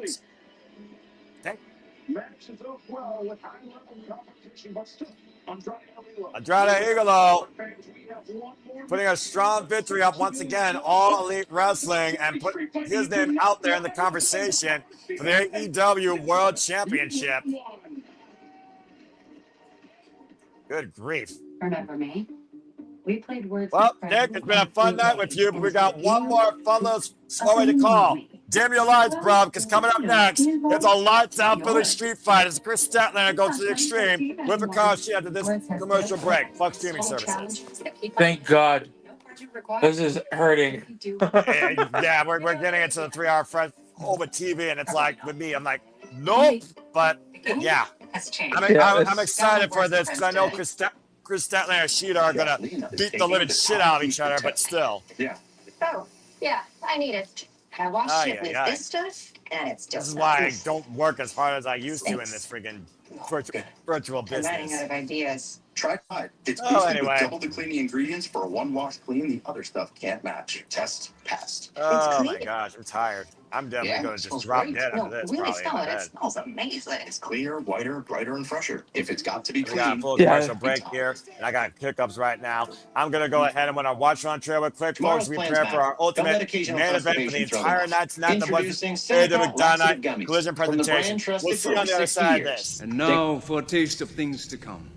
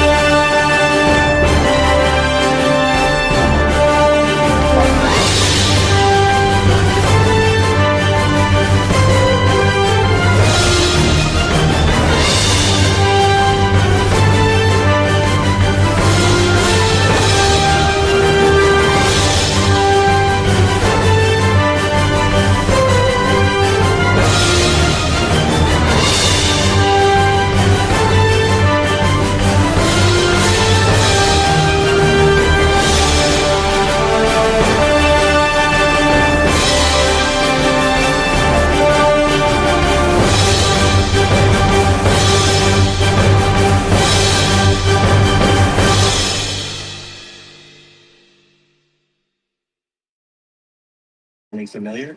And as always here, Nick, your feed also, by the way, it's loud right now, bro. Just saying. Your TV. Excuse me. Oh, God, hiccups. I just almost choked on the gas bubble there.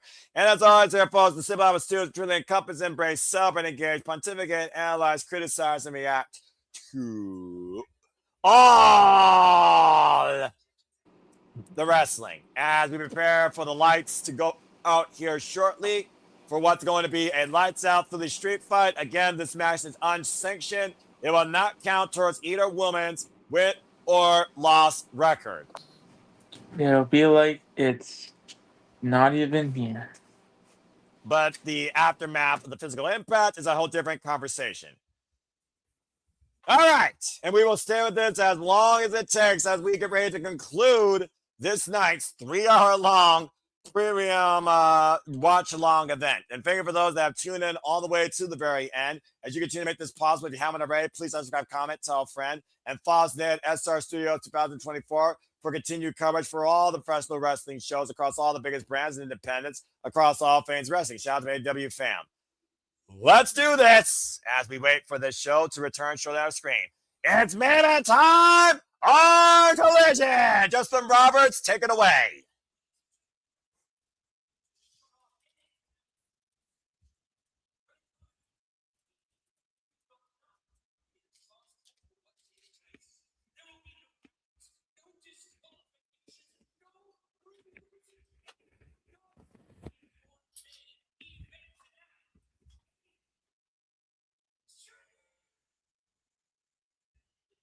Let's straight fight!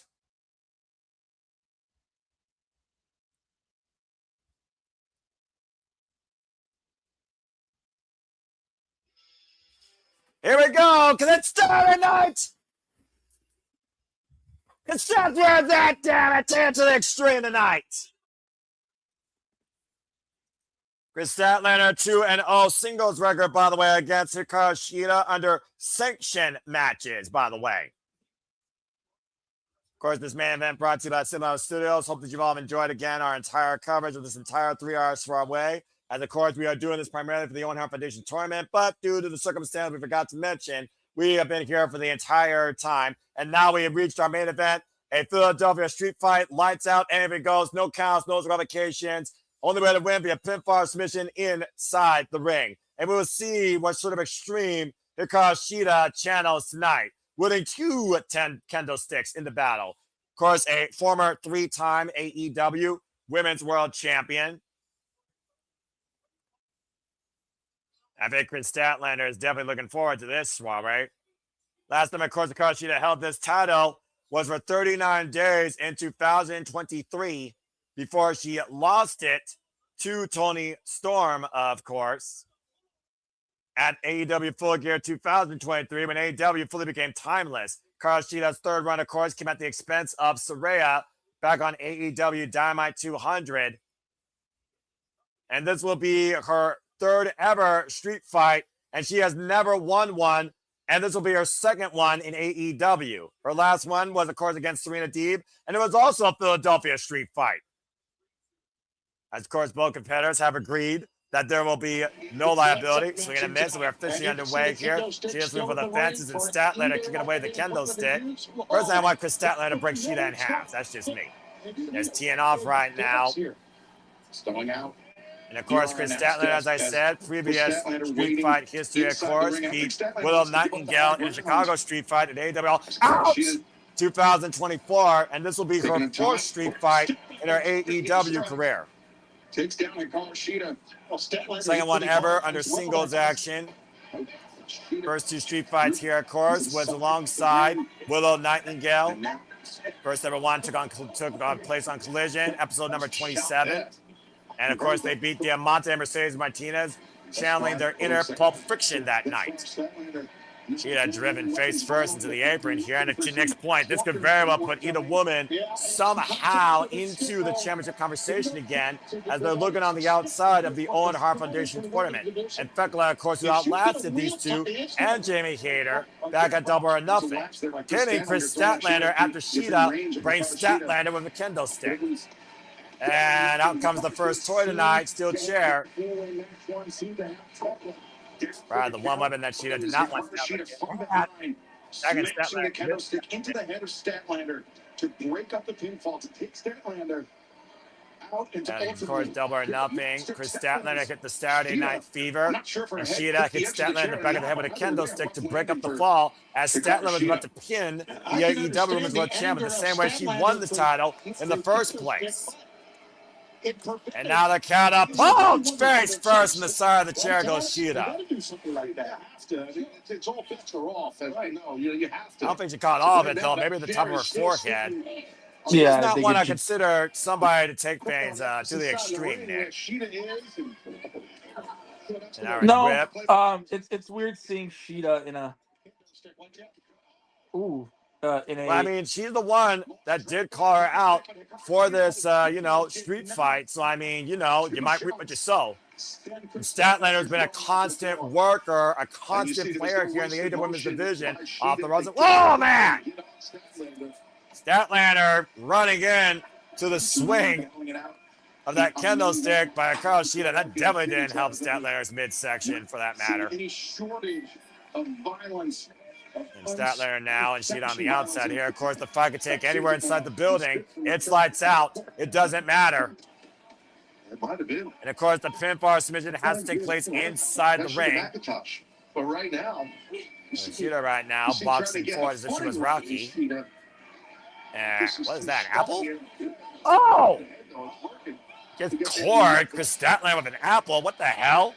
A little bit of fan participation there, I guess. I don't know if that was cool. Right now, Shida trying to find her footing in the corner on the barricade. I'm surprised that Shida dropped the kendo stick or put it on. Now just literally busting that apple on the top of Kris Statlander's head. Isaac Newton was able to discover the laws of gravity with something like that. I don't think he ever met an apple to be forced gravity into his head like that, though. Or in anyone's head, for that matter. And now Shida with another apple. What is that? Shida more implements of destruction. using pretty much embarrassment here against Kris Statlander. Oh, buzzsaw. Roundhouse kick on the temple. So far, Hikaru Shida taking control of this match here. Woman of many talents, of course. Clubbing shot, though. It's Kris Statlander back up on her feet, though. Hoisting up Shida. Uh-oh. Oh, powerbomb on the floor. Oh. Statlander still feeling the effects of the apple being caught in her head, and, of course, that brace in her jaw. And we know, again, how extreme Kris Statlander can be. I don't know how extreme Hikaru Shida is willing to be. And now both women going backstage. Well, I did say it could go anywhere. Maybe we'll see Tony Khan here rather than the strike, as we are literally behind the LEDs. Statlander rearranging the furniture here with a guardrail. Braced up against that chair. Uh-oh. I sense disaster. Obviously, Kris Statlander wants to suplex Shida on that guardrail. Shida fighting back, turning it around. And Shida suplex Statlander on that guardrail. Both women whooping their own back in the process, so that had to suck. Let me take one last break, because fuck streaming services for this lights out Philly street fight. We'll return to action here shortly, folks. Stay tuned as we conclude this long-ass night. And again, Nick, I'm hearing commercials on your feed. Your TV's pretty loud, brother. My TV's at like a 7. Yeah, well, your microphone must be like at a freaking picking up it, so I don't know. But again, as long as it doesn't like overwhelm people here on the feed, that's what I care about.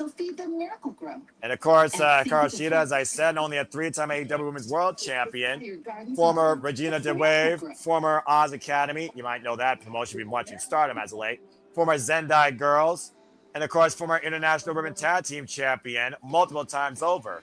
Tried to be a tag champion with Kris Statlander, but went into business for herself, and it bit her and Statlander in the ass. And of course, if Statlander won the tag title, she would be the first woman to Grand Slam, winning the TBS, the World, and the Tag Team Championships. And she has been apoplectic against Shida since that match. Kris Statlander, of course, is not going to have an easy day at the office. Of course, she has work waiting for her across the pond in the UK, where she defends her EVE International Championship against Mia Yamashita at Pro Wrestling Eve 150. You can catch that exclusively on YouTube, folks. To your point, Nick, Charlie debuted Return to Wrestling against Kris Statlander at Wrestle Kingdom 8 for the Eve International Championship, and she lost. And we saw what Kris Statlander was willing to do that night for Saturday Night Fevers to Charlie. If that's what Kris Statlander is willing to do to an opponent for a title, what is she willing to do to freaking Hikaru Shida where there is no repercussions tonight? Yeah, it's who knows. I wish that they, again, this match, like, imagine this street fight at Forbidden Door. You think the street match should just be at Forbidden Door? Yeah, I mean, even under lights out, you still think that? Well, I mean, did you really need the lights out stipulation? Probably not. Well, you know, I mean, considering how personal it got in a short period, maybe not. And it's Philadelphia. They get extreme by nature. I'm just saying. Yeah, I mean, you could have done just a regular street fight. I don't think. I'm just waiting for the tax and barbed wire to come out at this point, Nick. I'm just saying. But I know we have fire. I know we have barbed wire, but I know it is Sunday. We did not have no tax, so I'm expecting tax here tonight. No, we didn't have that. Well, you have to think too, with it being in New York. You know, they had a lot of rules and regulations. Oh, that's fair. Because the athletic commission. That's why there was no blood, right? That's why we didn't see any blood or in the whatnot. Well, I mean, in the I Quit, I think you're right. We saw a good amount of blood in the main event. I'm just saying. No, but like no blading is what I meant. Oh, well, AEW doesn't do that as much either, but I do see what you mean. Yeah, like no excessive uses of blood and whatnot. Like they didn't want a Tommaso Ciampa versus Mark Briscoe match in New York. Anything goes on Dynamite. I know exactly what you freaking mean, and that was nothing futz. And then we saw Ciampa attack Jericho tonight, making his own moment. Meanwhile, as we go back here to in-ring action, we got Shida and Statlander up on the corner here on the second rope, and a superplex and a bed of chairs. Oh, man. I'm not sure it's the worst of that. But that just goes to show, again, the punishment this Statlander and Shida are willing to take and unleash on each other here tonight. And to your point, Nick, yes, AEW Collision returns this Saturday, Coast to Coast Live, 8 p.m. Eastern Standard Time. And we now know Divine Dominion will take on Titan, as I pointed out, in the 5-minute tag championship eliminator. And if they survive the 5 minutes, they will get a future shot at the AEW Women's Tag Team Championships. We also know the Trios Champions will be on the line, as Don Kyle's Family Stooges, Roppongi Vice, and Lance Archer will challenge the collaboration. Of course, Don will be back here next week covering it, folks. This is No Good Driver, spin out, come out of the ring, 2 count only. Alex Windsor takes on Wild Card. And of course, we also know that Doug Silva and Mark Davis will take on Will Ospreay. And MJF defends the World Championship against freaking Roosh. It's a hell of a week that's ahead, and we aren't even done with tonight yet. Now, Kris Statlander up to the top rope, looking for a big moonsault for Cratchit. Cross off first on a chair. God. Meteor knee drop by Shida on the chair to stack cover. Hook the near lane, both legs, and 2 counts. And also, TNT Championship now made official. Kevin Knight defends against his former partner in Jet Speed, Speedball Mike Bailey. Did we need to rush? Like, this is what I'm talking about. Wow. As far as the title match, no. As far as the grudge match, I think the one-time grudge match is justified here because of the long-term history. But I agree with your point about the stipulation, but it is what it is. We'll talk more about that later. Enziguri, big kick. Rock Statlander, Rock Shida, both kick for kicking kind. And Shida once again trying to compare Statlander, hoisting her up. Falcon Arrows have done the deal. Cover. Up above legs, kick out to, and Statlander kicked up out of it. How's that for a statement? Yeah, that was. Oof. No, I was saying, like the Kevin Knight and Mike Bailey thing. Like, you couldn't give me a couple weeks of television. You couldn't do it. Well, she didn't give Shida had a couple of seconds to recover from a chair in her face. Joey Styles freestyle. And now Statlander going underneath the ring. Look at this chair throw, by the way. What? Locking Shida in the face. Meanwhile, Kris Statlander bringing out the furniture, table set with the opposite side of the ring. And Kris, what is Shida doing here? Shida setting up steel chairs on the outside. I'm surprised Shida hasn't busted wide open, or right now even remembers he's in Philly at this point. It's like setting up a pyramid. What? Paul Turner right now checking on Shida, and Kris Statlander now slowly approaching Hikaru Shida. And again, you can see Shida right now worn out. Drop toe hold though! Face first, catching Statlander on the run in on that steel chair. Now setting up a bed of trouble here with 4 steel chairs in play. Shida with devious intentions. Possibly looking for a German suplex. He catches her breath. Hoisting up Statlander. Statlander fighting back though. Shots to the midsection. And now Shida up on the shoulders. As Statlander turns around and Death Valley driver to Shida on the bed of chairs. That would suck. That sucks. There's no give on those chairs, as you know, Nick. Nope. Tis not any. You piss Statlander off. This is what you get. And what else is underneath that ring right now? I mean, we're in Philadelphia, but we're not in the 2300 arena. So I would think, oh, shit. We got light tubes, folks, and I think Statlander's ready to light it up outside of Tokyo with Shida's head. Statlander is begging right now off. Kaze not looking to deliver. Oh, the vicious ring of the eyes by Shida. Statlander was looking for a bit of a moral code there. Might pay for it. Shida on the run with the rising knee strike, sending Statlander up and over. Kaze Shida now unleashing that killer instinct here. Maybe was looking for showing some mercy here to Shida. There's a time and place for that. I don't think Shida deserves any of it. Looking to unleash the Kamashi. Didn't get all of it, though. Needed a shoulder. And now Shida now with the light tubes in hand. Oh! Cracking him over the back of Stats. And hoisted up. Falcon Arrow. Russ covers. Stat. No! Kicks out 2.5. Ooh. That was so damn close. Oh, look at her back. Well, what do you expect? She literally got glass light tubes shredded on her fucking exposed back. And Shida now teeing off and literally hammering in those shards and those open wounds with that Singapore cane. Right now, Shida showing her ruthless aggression right now. Quite surprised. I didn't think Shida could be this mean or nasty. And now Shida, what the hell is she doing with this chair? Oh, yeesh. Now Shida, so Robson. Oh! Free throw again in the Statlander, in the Shida's face, excuse me, with another steel chair. Now both of them on the apron here. Big right hand by Shida. Clocking Statlander, swinging for the kendo stick, and Statlander catches it, breaks it in half. It's punching Shida in the head with it. Good Lord. Uh-oh. Oh, no. Statlander hoisting up Shida, looking for a fatality. Tombstone pile driver through the table. To the floor. Take a look, Nick. Who's that? Driving her down. Tumbling down in a heap. Now Statlander bringing Shida back inside the ring.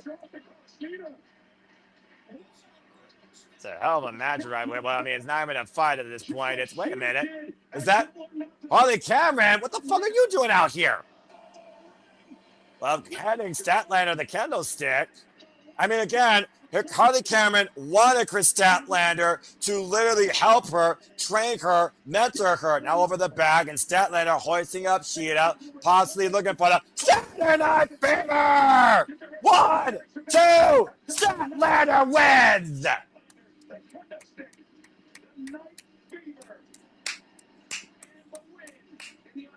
Well, Harley Cameron may not be trained by Kris Statlander, but clearly the friendship is still there as Kris Statlander made Shida fill the rap with an assist of encouragement by Harley Cameron. Kris Statlander prevails now in this lights out Philly street fight.